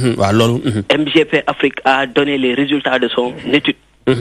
ñun ñëpp ñu partagé ko xam lan la déséquilibre dafa am certains corps parmi lesquels la santé. xam naa ne daal sëñ bi éducation. li ma wax sàng parent bi génn sàng parent d'élève bi. yéen dana am beneen plateau bu ñu jagleel spécial parents yeeg ñoom seen ndax seen li ci seen xol dëgg du xaj ci benn émission nii. xam naa gërëm naa la dégg naa bu baax sa wax fi nga ko jëmale ca mooy daal. nan gën a jox gëdd jàngalekat boo xam ne bëggoon naa see yegg balaa ñuy tàggoo. waaw rapidement. mooy actuellement bu ñuy wax communication état fan yëpp dañuy fësal la question indemnitaire. am na solo trop mais du rek loolu moo ñu tax a jóg. ñun école mooy suñ jumtukaay. école mooy suñ moyen d'existence. on se bat pour une école de qualité. dëgg la merci beaucoup suñuy liggéey pour une école de qualité. y a la question. merci beaucoup ñu ngi koy gërëm bu baax xam naa du ñàkk sa mbokku jàngalekat la ndax ni maîtriser affaire yi nii dafa mel ni mu système bi voilà sëñ Fall. dama doon laaj ni yéen. bu état bi fekkente defut dara réagirut nu ngeen doon def ak étudiants yooyu mais benn question bu bëgg tontu wala ko sax njëkkee ko mooy. waxtaan amoon na dama dégg ba ma démb su ma juumul. ñu ne état dafa génne. 3 milliards. mel ni ku joxe avance ci bor bi. loolu am na wala amut 3 milliards dugg na seen i kees wala dugg seen i kees lu xew exactement. waaw mën naa kii. njëkkee question boobu. waaw question bi waaw 3 milliards yi. en fait c'est que démb dañoo toog sax ma toog rek dégg ci RFM. communiqué ministère des finances ñu ne waa état fay na 3 milliards 800. waaw. sur le champ lañ defaat démenti mais attends monsieur Fatou faaw mu leer. waaw mais mu ñëw waaw. mu ni joxe na xaalis. waaw yéen ngeen ni xaalis dugut. waaw xaaral pare gu ma nag pare gu ma xam nga. état dafay communiquer. te buy communiquer dafa am nu mu koy defee. xam nga 3 milliards sax du dara ci fukki milliards ak juróom-benn wala ëpp. te Sénégal moom. riiru milliards dafay am ba nga xam boo déggee milliards rek ñu ne ah kon gars yi seen affaire baax na. 3 milliards. ci 16 milliards. c'est comme dërëm ci ak. waaw 16 milliards moom boo ci avance 3 milliards moom. waaw du dara lu bari. waaw mais c'est que. ñun dàq nañu xale yi génn nañ leen. ah bon yàgg na mat na léegi 3 semaines. dañu arrêté. non kon ñenn ci yéen la. waaw ñenn ci ñun loolu dinaa ci ñëwaat sax ñenn ci ñun. c'est la fédération des établissements privés d'enseignement supérieur. presque dàq étudiant privé bi. waaw ñi ci ëpp nag. quand même parce que suñu fédération mi ngi regroupé 70 établissements. dont 30 yoo xam ne. dañu recevoir ay étudiants. ñun ñoo jël xeex bi. teg ko ci kaw table bi parce que budul sax affaire xaalis question de principe la. ate bor ak fay. ate bor fay. dama koy wax toujours. bokkuñu ay revendications peut-être. yii ay indemnité la ñuy wax ay ñun bor lañ ñu ameel. mais li ma jaaxal foofu bëgg naa nga ñëw tuuti mooy. naka la état man ni man. génne naa xaalis fay naa ci bor bi. waaw fa laa jëm ngeen ni xaalis dugut. waaw fa laa jëm ñoom moom laa dañoo communiqué. ne génne nañu 3 milliards. mais communiqué ci kaw dëgg xanaa. waaw ci kaw dëgg justement. léegi nag bi ñu démentiré. tey bi ñu xëyee. am na ay ñetti école yoo xam ne. dugalal nañ leen dara. xam nga état. ndax dañoo xool école yi gën a ëppale xëy na. voilà école yi voilà ak école yi nga xam ni. liñ leen yoreel liñ ci ay étudiants bari na. te il faut ñu jox leen dara. pour que ñooñu au moins xale yi.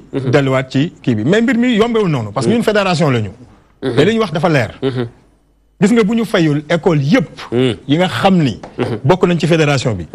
ñi jot xaalis sax nee nañ duñ jàngale. parce que question de solidarité la état dafa naroon def diviser. pour mieux régner waaw def na ko jéem na ko sax. ah bon à un moment donné. réussir non xam nga lu tax. xam nga lu tax mënul réussir. parce que nit ki boo nekkee ci ci dëgg. surtout en matière de bor. amul dara luñ la mën a. dëgg daal mooy dëgg rek. dëgg rek mooy dëgg. déggoon naa tam ngeen dul baaraam. ministre de l'économie et des finances. voilà Amadou Ba. waaw moom lu xew ba ngeen ni moom coow li moo ko bloqué. ci ngeen njëkkoon am problème ak Mary Teuw Niane. waaw non xam nga ñun amuñu problème ak Mary Teuw Niane. problème bi ñu am waaw mooy seen tutelle. waaw mooy loolu laa la expliqué mooy suñu tutelle. xam nga c'est un ministère technique. bien sûr waay moom li muy def mooy. mais bu dee génne xaalis moom Amadou Ba la. ndax Mary Teuw Niane def na li war. ngir budget mën a décaisser. def na li war ba yóbbu kayit yëpp au niveau du ministère de l'enseignement supérieur. et au ministère de l'économie et des finances. parce que gis nga il faut que ma fàttali benn affaire. dañu fay jëkk am benn décret d'avance su 4 milliards. 4 milliards. kañ la woon loolu. 28 novembre lañ def décret bi. décret d'avance bi. non jotuñu ci. loolu laa lay wax ni ñu def décret d'avance 4 milliards. ministère nag foofu enseignement supérieur xam naa ni yéex nañoo déposer kayit yi ci li waa ministère des finances wax. ñu toog ba le 29 décembre. ministère enseignement supérieur yóbbu kayit yi gars yi ne leen nag war ngeen xam ni. finance publique ni muy doxee à partir du 15 décembre sax dañuy tëj compte yëpp dara du mën a. loolu kan mooy fautif. loolu. quelque part xam naa ne enseignement supérieur am na fu mu. Mary Teuw Niane waaw am na fu mu sooxee. xam nga loolu lañ ko reproché woon. mu ne d'accord. maa yéexoon mais bii nag yéexuma. déposé naa ko. ba mu ko déposé léegi. mais mat na 3 semaines. démb ba ñu communiqué ñu démentir tey ñu xëy ñu commencé compal ñenn ñi. problème bi actuellement nii économie ministère de l'économie et des finances la xam nga lan la. Amadou Ba daf ñu deful priorité. parce que bu ñu defoon bu ñu defoon priorité. mais du jël 5 milliards toujours di ko def ci budget ci enveloppe. boo xam ne dafa yokk léegi baal ma jël mbokk nekk en ligne may wax ni vraiment jaaxle naa bu demee ba privé am problème public am problème. njàngum Sénégal fu mu jëm ëllëg lu ma jaaxal la mbokk mi nekk en ligne salaamaaleykum. allo. salaamaaleykum. waaleykum salaam wa rahmatullah. ñu ngi leen di gërëm. jërëjëf. di leen di nuyu. kon yow ak noo tudd. Tafsir Bakhoum laa tudd. Tafsir Bakhoum. waaw. yaa ngi ci ban gox ci biir Sénégal. maa ngi leen fii ci Dakar. ñu ngi lay déglu Tafsir. waaw maa ngi gërëm ñu toog ci plateau bi rawatina suñu frère boobu di Birame Gueye. dégg ngeen bu baax li mu wax te dañuy rafetlu kaddu yi. alors dégg ngeen li ngeen développé it aussi DTV ñu ngi leen di gërëm parce que bu ñu demee ba en 6 li nga xam ne moom mooy gouvernement président Macky Sall. ngeen woote di saytu njàng ak njàngale. yaakaar naa ne yéen njàng ak njàngale ak développement Sénégal ñor na leen. te tey yaakaar naa ne képp ku nekk média. la crise scolaire war na la intéressé comme ni nga xamante ne DTV ñu ngi koy def ak yeneen télé. moo gën ñu jël ak yeneen télé di leen di def utiliser contre la politique pour dem di def li nga xam ne ñu désinformer l'opinion. pour le sujet. waay yaakaar naa ne pour ñu leeral askan wi man de yaakaar naa ne li gën a leer ñu leeral nit ñi. boo jëlee syndicat yi nga xam ne xam nañu leen parce que danaa leeral ñaari mbir man jàngalekat laa syndicaliste laa. wante aussi parent d'élève laa li tax ma ne parent d'élève mooy maa ngi dëkk bu ñuy wax Ngouloum ci département de Guinaw. sama doom mi ngi à l'école élémentaire de Ngouloum. sama jarbaat mi ngi au CM de Ngouloum foofu amul école privée kon sama famille yëpp ci école publique lañ nekk.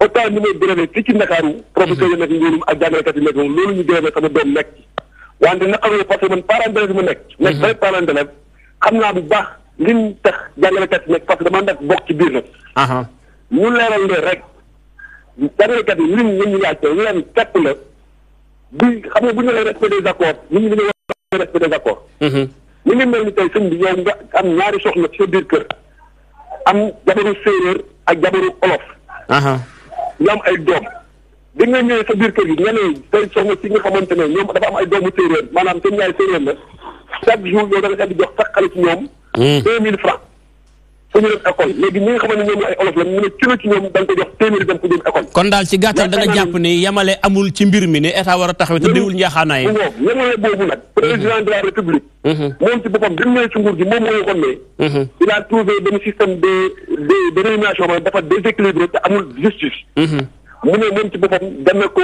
saytu pour indi ci ay correction mu jël 650 plus de 650 millions tey ko dañuy cabinet bi ñuy wax MGP Afrique mu def jàngat ci li nga xam ne noonu la ñuy fayee bi ak ndàmpaay ñi nga xam ne ñooy liggéeyal nguur ñu déposé pare étude bi déposé ko depuis li nga xam ne moom mooy 2015 loolu bi mu paree depuis lors nguur gi ci boppam nangu ci yey yàbbi li ñu wax te man ma fekkee ndaje loolu mooy mbir mi c'est une fatation ñoom xam nañ ne mbir mi dafa am injustice wante sañuñ koo laal donc loolu jàngalekat yi lan la ñuy laajte xam nga c'est la question de l'émotivement kon daal su ma déggee sa wax mbokk su ma déggee sa wax daal ànd nga ak jàngalekat yi seen xeex bi nekk jàpp nga ni xeex bi légitime na ay parents d'élèves lañu voilà parents d'élèves nga il faut ñu éviter naan jàngalekat yi gis nga dama ne la man sama doom mi ngi Ngouloum sama doom mi ngi seer de Ngouloum amul privé man personnellement xam naa bu baax la ñuy parents d'élèves kon képp koo xam ne parents d'élèves comme ñi nga xam ne jàngalekat yi ñoom seen bopp ay parents d'élèves lañ yaakaar na ne tey la seule responsabilité bi nga xamante ne ki nga xam ne moom am responsabilité ci li nga xam ne mooy éducation Sénégal mooy état du Sénégal merci beaucoup li ma bëgg a terminer mooy rapidement ñu def attention pour li ñu wax ne professeurs yi maanaam amaguñ niveau xam nga man maa ngi daanee ci benn école boobu ci gox bi ñu wax Ngouloum non du ñëpp moom ñenn ci ñoom rek ma terminer foofu rek foofu la am nga terminer mooy ok dafa mel ni rëcc na finalement ñu ngi koy gërëma xanaa di fàttali ñiy dugg na ni gàttala tënk ko li arab naan xayrul kalaam ma xalla wa dal xaw ko dalal mu gàtt tuuti ndax li ëpp solo mooy daanaka ñu gaaw indi l'essentiel fi nga toll woon sànq c'est important mais nga ni ma nguur gi xëy na da doon def li ñu duppee diviser pour mieux régner mais loolu mujj ko réussir non du ko réussir sax parce que ñun comme lu ñu wax au niveau de notre fédération il y a un principe moom moo tax fédération bi taxaw c'est le principe de solidarité man mënuma par exemple tey yéen ñu fay ma rek ma xëy suba ne xale kaa leen jàng si te fay ñu sama ñeneen collègue mënul nekk kon da ngeen di solidarité mënta ñàkk dañuy solidarité moom kay il faut que ñu fay ñëpp ba pare nag bu ñu fayee d'accord dinañu def li ñu war a def xale yi commencé mais li ci des ci bor bi il faut ñu toog ñu waxtaane ko mais ndax waxtaan jot na am depuis ngeen yëngal gis naa étudiants yi génn ci mbedd mi xeex dem buntu amnistie manifester mais est-ce que yéen état woogun na leen yéen patronat privé bi ngir xool la solution ministre de l'enseignement supérieur woo nañu à part moom ñu def à part moom amul keneen ku ñu woo PM woowu leen moom mi yor ñu yónnee nañ ko nag démb benn demande d'audience pour mu recevoir ñu pour ñu waxtaan ci problème bi parce que du caagee ni rek dañuy jox 3 milliards rek Sénégal yi ne waaye jox fay nañ leen non demewul noonu il faut que mu leer mënta yombe noonu voilà il faut mu recevoir ñu xool li ci des naka la ñuy def parce que ñun gis nga réew mi ñun ñoo ko bokk ndax am ngeen dab délai ultimatum buñ ci àggee état bi defut nangam da ngeen def nangam yéen université non pour le moment ñun délai bi kay jeex na ñun xale yi ñu ngi ci biti xale yi jànguñu xale yi fu mu toll nii jànguñu est-ce que xam nga ni 30 000 étudiants ci mbedd mi loolu crime la ci Sénégal mais justement feneen mais danger bu rëy la même bu dul 30 000 ma ne juróomi étudiant ci mbedd mi jàngul sax danger xam nga nit ñi dañuy focaliser wu ci ay normes mais seen droit lañu xam nga lu tax ñu nekk droit parce que yóbbuñu leen université indi nañ leen ci privé bi mais ban différence moo am entre ñoom ak ñu nekk ci public li waral ñu indi leen ci privé bi mooy public dafa fees UCAD fees na Ndar fees na Kaolack pareegul privé bi fi des kon dafa mel ni ñu indi leen foofu ba pare foofu li ma bëgg a daaneel foofu mooy jot na bu fekkee président Macky Sall dafa bëgg Sénégal gu émerger il faut ñu gën a fonk njàng mi ndax damay dégg borom xam-xam yi bari nee ñu ngir nga am réew mu suqaliku faaw nga amee borom xam-xam ca jàng mooy tax xam-xam am moo tax tey bëggoon naa vraiment plateau bi ñu am ci waa gouvernement ñun nag ñi def ay débat man damay seetlu ni bu dee mbirum politique indi Khalifa Sall indi élection doo am problème invité waaye quand c'est technique sujet boo xam dafa technique da ngay jafe torop pour am invité ngir yàlla président Sall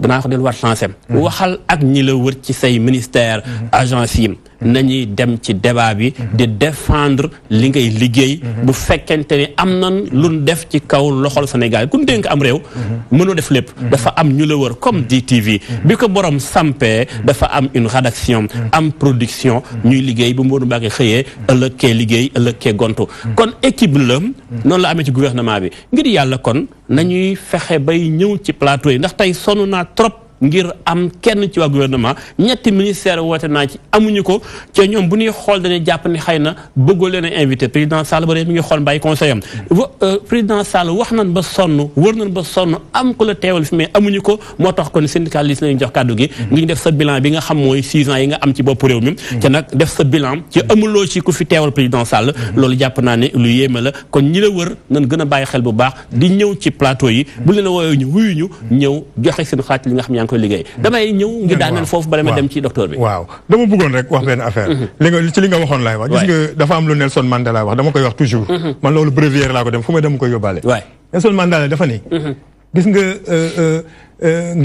ngànnaay bi gën a fort pour changer réew mooy njàng Sénégal loolu la ko gars yi sama naataan suñu xarit bi médecin la waaye bu ñu ko jàngaloon du nekk médecin bien sûr du dëgg comme li ma la wax journaliste yi ñi ay monté dañoo jàng bu ñu ko def fépp foo dem njàng moo yor réew xam nga lan mooy changé gis nga njàngu Sénégal ñu wax ko tëddee bis bu ñu amee un président comme Léopold Sédar Senghor nga xam ne doom mi ngi doon jàngee université bis bu président de la République du Sénégal xaw ma président Macky Sall wala keneen am doom université ministre yëpp am seeni doom ci école yi léegi njàng bi changé waaw loolu de moo amul Sénégal nag ñoom am nañ moyen seen doom yaa ngi France ñii ngi Canada ñii ngi faneen ak faneen moo tax ñu am problème ñun ci privé bi doole ñoo ne Sénégal fii dawa ko dàq ak lacrymogène yi waaw mais ñun ci privé bi muy man muy samay naataango yu bari suñuy doom ñu ngi suñu école di jàng te yàlla xam na ni am nañ moyen ñu leen mais pourtant quelqu'un comme président Sall waroon naa mën a xam dëgg Sénégal ak njàng mi ndax moom fii la jàngi amul sens génn réew mi voilà du ñàkk daal mi ñuy dégg xam naa dana def effort ba tey suñu antenne ubbeeku naa yéen waa gouvernement bu ngeen may réagir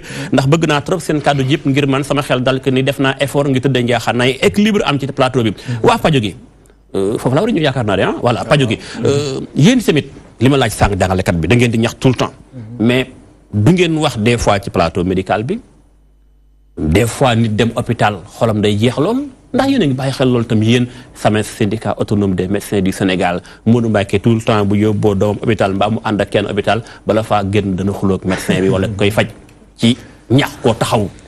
waaw Modou Mbacké li ma ciy wax mooy suñu plateforme bi mën naa wax ni fukki poñ la ak juróom-ñett fukki poñ yeeg juróom-ñett. daanaka benn poñ moo ciy wax. mbirum traitement indemnité bi jëm ci médecin yi. li ci des lan la. li ci des daanaka mooy condition yi nga xamante ni bu fekkente ni da nga former benn médecin. da nga koy affecté fu mel ni Tamba.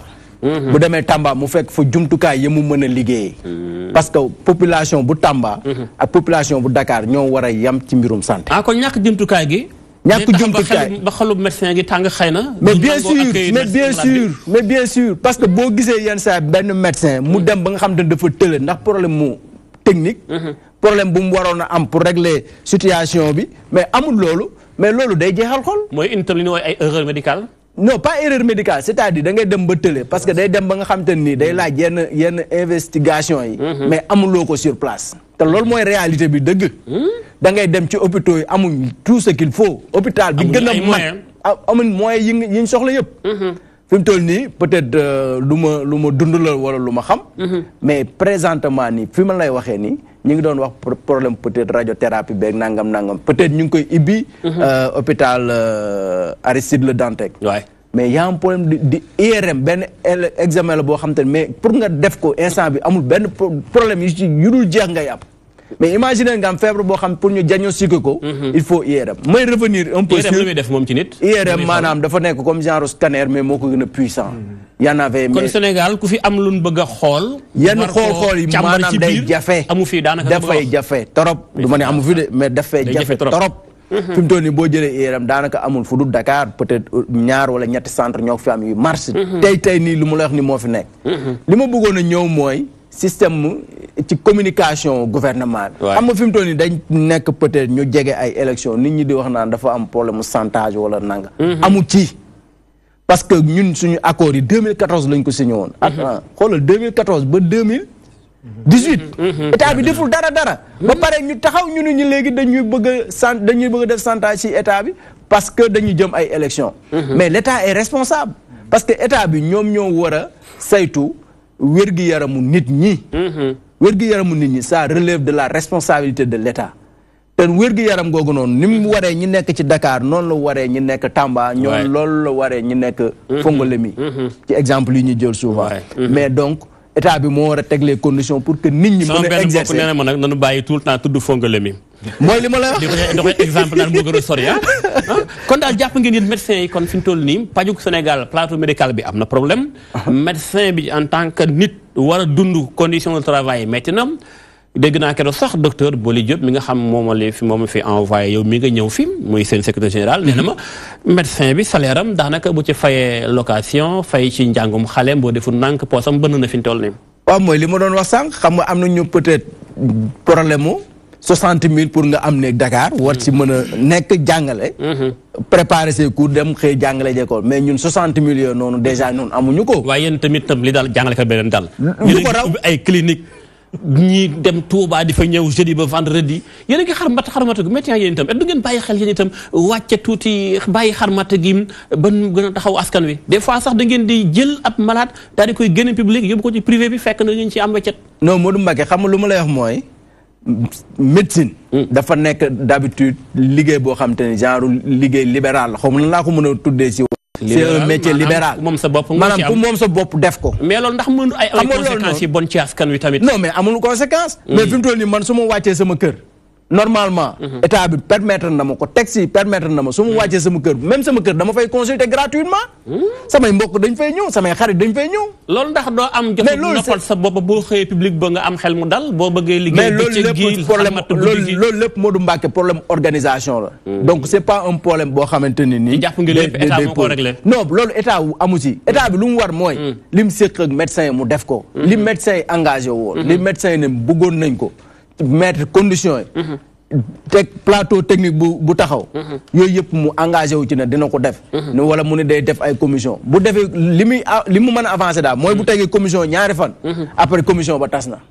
vraiment y' a problème kon. y' a problème bu ubbi naan antenne bi ak quelques minutes xëy na xool ñu nekk en ligne bu ñu jàppandee ñu jël leen voilà yéen waa SYTJUST yéen waa travailleurs de la justice da ngeen ne ci grève ñetti fan bu baax léegi maa ngi wax sànq ni ndax mesurer ngeen impact bi mais tam beneen problème.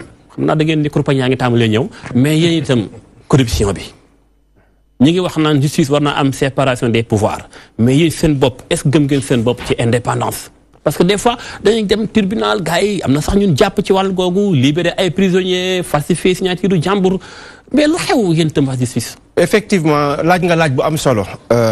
soo seetloo li jëm ci question indépendance mën nañu wax ne c'est une question d'actualité. te gëm naa ni plus àdduna di dox plus muy gën a nekk actualité. ndax dafa am solo ci justice. am na solo naam mais ci justice lañ koy gën a xaar. ndax tribunal buy jël dogal li ci justiciable bi di xaar li ci usager bi di xaar. mooy mu nekk dogal bu tegu ci dëgg. ak ci ay texte kon ki nga xamante ni mooy àtte. ak ñi koy jàppale ci œuvre boobu. bu fekkente ne yàlla dimbalewu ko. mu am lu mu sàmme dignitéem léeg-léeg mën na tàgga tembe ça ne veut pas dire que impartialité mën nañ ko justifier ñàkk am ay conditions yu baax dara mënul justifier une décision qui ne serait pas juste dara mënul ko justifier waaw mais mag ñi dañuy faral di wax ni bala ngay sàmm sa ngor nga am ci loo góor donte dàq naa ko nag waaw boo ko dàqee boo ma mayee rek xëy na di nga mën a am beneen gis-gis ndaxte gis nga justice sociale dafa baax ci gestion wu réew bu fekkente ne liggéeykat bi il est moom xam na ne wéeru na ko ne gëddaam jox nañ ko li mu yelloo lañ ko jox su boobaa jafe-jafe mën naa am mais li mën a gën a metti ci suñuy administration mooy liggéey du maye teraanga léegi lu koy maye teraanga loolu mooy jaralaaj parce que bu fekkente ne man di ma jàpp ne mooy liggéey moo war a maye teraanga ci lu wér moo jaadu parce que liggéey ci jaamu yàlla la bokk et puis kii liggéey dañ koy fay akam ak yelleef mais bu fekkente ne nag léegi la réussite sociale nit ki dafa xalaat ne mën na ko amee leneen lu dul liggéey loolu day nërmeel réew te malheureusement loolu parce que Sénégal aussi il faut ñu waxante dëgg administration ñi gën a sonn amuñu dara en tout cas ci justice looloo fa am parce que souvent bu ñuy def choix yi duñ ko def avec une approche systémique justice c'est une œuvre collective magistrat baa nga fa greffier baa nga fa interprète judiciaire secrétaire boo ca suuf ay bànqaas yu bëri la ay bànqaas yu bëri la c'est nous concourons tous à la même œuvre donte ku ci nekk am na foo xam ne fa lañ la teg nga war ko doxal ndax bi ngeen sumbee gerew ñetti fan ba def ko ba jeexal ko nii ndax gouvernement woon na leen ak seen tutelle ministre de la justice Ismaïla Madior Fall waaw amaguñu waxtaan ak ministère de la justice mais réagir na quand même wala de manière ci presse bi lañ ko dégg waaye tey jii am na ay waxtaan yu ñu continuer woon mais ñun tiitaange bi ñu am mooy bu fekkente ne waxtaan yi ñuy sumb ñun ñi nga xam ne ñoo ciy dem mënutuñ ca gëm mënutuñ koo gëm kon amatul solo daanaka te foofu la ñu toll actuellement dañoo bëgg jafe-jafe yi nga xamante ne ñi ngi ci këru attekaay yi ñu bàyyi ci xel bu baax ma bëgg boo ma mayee rek ma am ci ñaari points yu ma bëggoon ñëwaat gis nga liggéeykat bu dem ba tëj bërëbu liggéeyukaayam boo seetloo ñaari amul sagom waaye léeg-léeg dafay nekk ci situation boo xam ne il n'a plus le choix liggéeykat yi nekk ci yoon dafa am ay droit yoo xam ne yoon daf leen ko mayoon état bi foqati ko te am na lu ñuy tuddee le principe intangible du droit loolu lan la woon gis nga li ñuy tuddee fonds commun des greffes di benn genre loo xam ne caisse la boo en fait benn genre indemnité la boo xam ne dañ ko koy fay pour sàmmal ko dignitéem waaye mais état bi dafa xëy jël benn décret modifier taux de nantissement bi mu gréver complètement revenu boobu. ñaata la toll woon sax li ngeen daan am ci fonds commun yi parce que nekkoon seen problème depuis 2013. waaw depuis 2013 la c'était sous Mimi Touré. mu jël fi benn décret. foqati loolu te dans un état de droit. ñëpp xam nañ ko bala ngay nangu un droit. da nga koy dafay am discussion préalable nga compenser ko de manière unilatérale état nangu droit boobu. ñu jóg.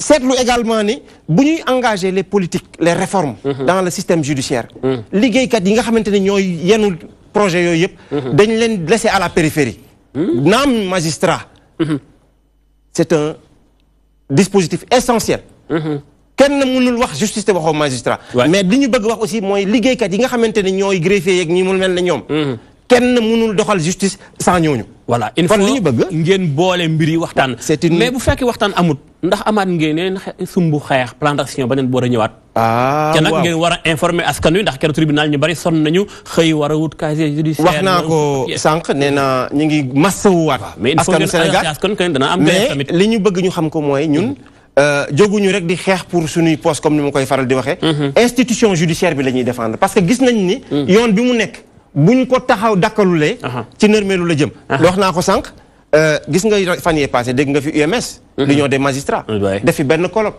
di ñaxtu di jëm ci wàllu indépendance ñu war a bàyyi xel loolu ndax pacte bi war a nekk wax naa ko sànq diggante peuple ak justice am c'est un pacte de confiance confiance boobu la ñun la ñu bëgg restaurer wax nga fi sànq affaire corruption c'est une gangrène dans notre administration de manière générale bu wér lu am la kenn du ko weddi mais li koy saafara bokk na ci liggéeykat bi ñu dimbale ko ba mu war a comme ça ku ci wàcc yoon dal sa kaw parce que ñoom ñuy liggéey ci œuvre attekaay yi tamit c'est des justiciables ñu bañ ko fàtte voilà léegi xam naa li ma lay daana léegi yow ndax suñu waxtu jot na fi mu toll ni bilan 6 ans président Sall au pouvoir socialement boo doon xoolaat rapidement noo gis dox na doxul rapidement li ma mën a wax daal mooy jafe-jafe yi bari na boo xoolee tey li xew ci front social bi c'est un indicateur vraiment très très pertinent ci situation bi nga xam ne administration ñu ngi koy dund secteur yeneen secteurs yi ñu ngi koy dund justice nag ñoom ci ñi ci gën a tarle la ñu bokk ndax ni ma ko waxee sànq liggéeykat yi bu fekkente ne dem na ba amatul lu mu sàmmee dignitéem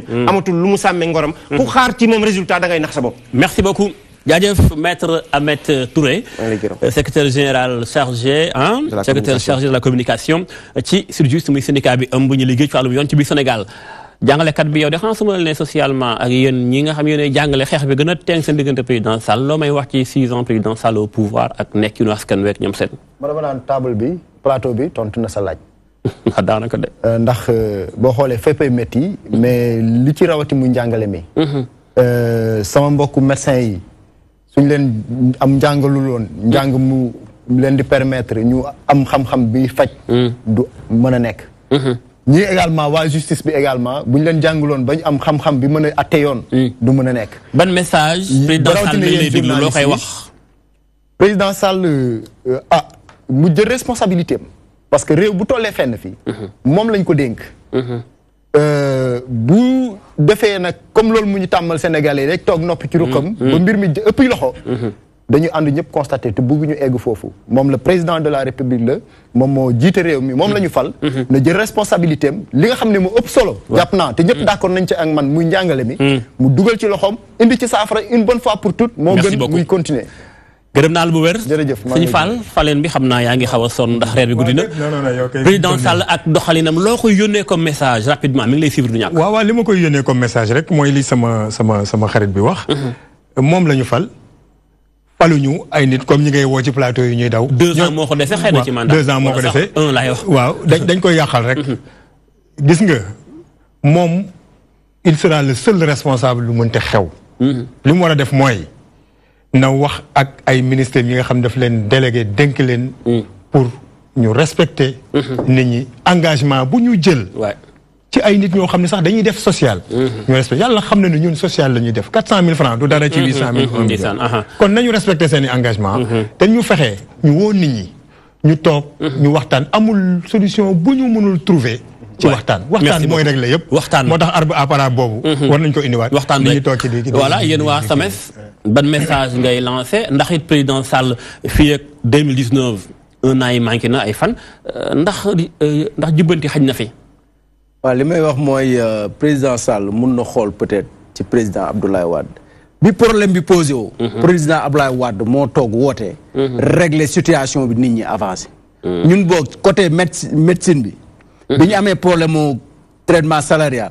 président Abdoulaye Wade moo jëloon ay engagement ñun tout ce qu'on demande actuellement. c'est au président Macky Sall de prendre ses responsabilités. et puis de signer les accords qu'il faut et puis de les appliquer. loolu rek moo fi nekk. merci sinon bu defee leneen dina jaar si yoon bu baaxul bi. ma lay gërëmaat mbooleem samay invité gërëm bu baax ki nga xam si moo di docteur Lamine Fall moo fi nekkaloon waa SAMES gërëmaat bu baax beneen Falleen bi nekkaloon fi waa FEPES jàngalekat privé bi nga xam ñoom nañu état moo amel 16 milliards francs CFA gërëmaat bu baax jàngalekat bi tamit moom itam di waa SAEMS di Birane Gueye gërëm na bu baax ak it Sourou Sène bi nga xam moom laa jot sàng ci lu gaaw mu daal di may booleeg yow yéen itam seen efficacité gërëmaat bu baax tam waa SYTJUST Ahmed Touré moom itam ci efficacité bi ak ni mu gaawee réagir ñëw ci plateau bi xanaa rek gërëmaat bu baax tam waa pouvoir ndax bëggoon naa seen siis nekk fee ñu toog ma gërëm leen ñoom itam seen teewaay waaye defuñu ko delluwaat rek fàttaliwaat sama message ngir yàlla di leen wax ak ñun ndax ñu fee nekkal askan wi nin def ni jot syndicaliste yi bëggoon nañ ko def lool ak yéen waa gouvernement ngir tëdda njaaxaanaay mën a am ci liggéey bi waaye itam du ñàkk xëy na daal ngeen xalaat ci seen biir waxtaan bay nungoo wax ak askan ndax ku nu fal kun ci woo ku ci ne sa ndomba tànk ban la takkal moo tax dangaa xees mbaa dangaa ñuul mbaa saw tur taxul ñu lay woojale invité lan la dénk moo tax ñu lay invité kon nga la waay da leen doxal seen responsabilité di jox askan wi cër bi leen jox ndax ku nu fal dafa am loo war a seq ak askanu Sénégal loolu laay li yónnee comme message prochaine fois du ñaax da ngeen ci bàyyi xel di wuy suñuy plateau ngir tëdd njaaxanaay gën cee mën a am kon gërëm naa leen bu baax ñu doon bàyyi xel seen télévision DTV incha allah kon beneen àjjuma ci beneen sujet yeneen i gan ñu wéy di ànd ak programme DTV merci beaucoup mes chers invités merci beaucoup merci.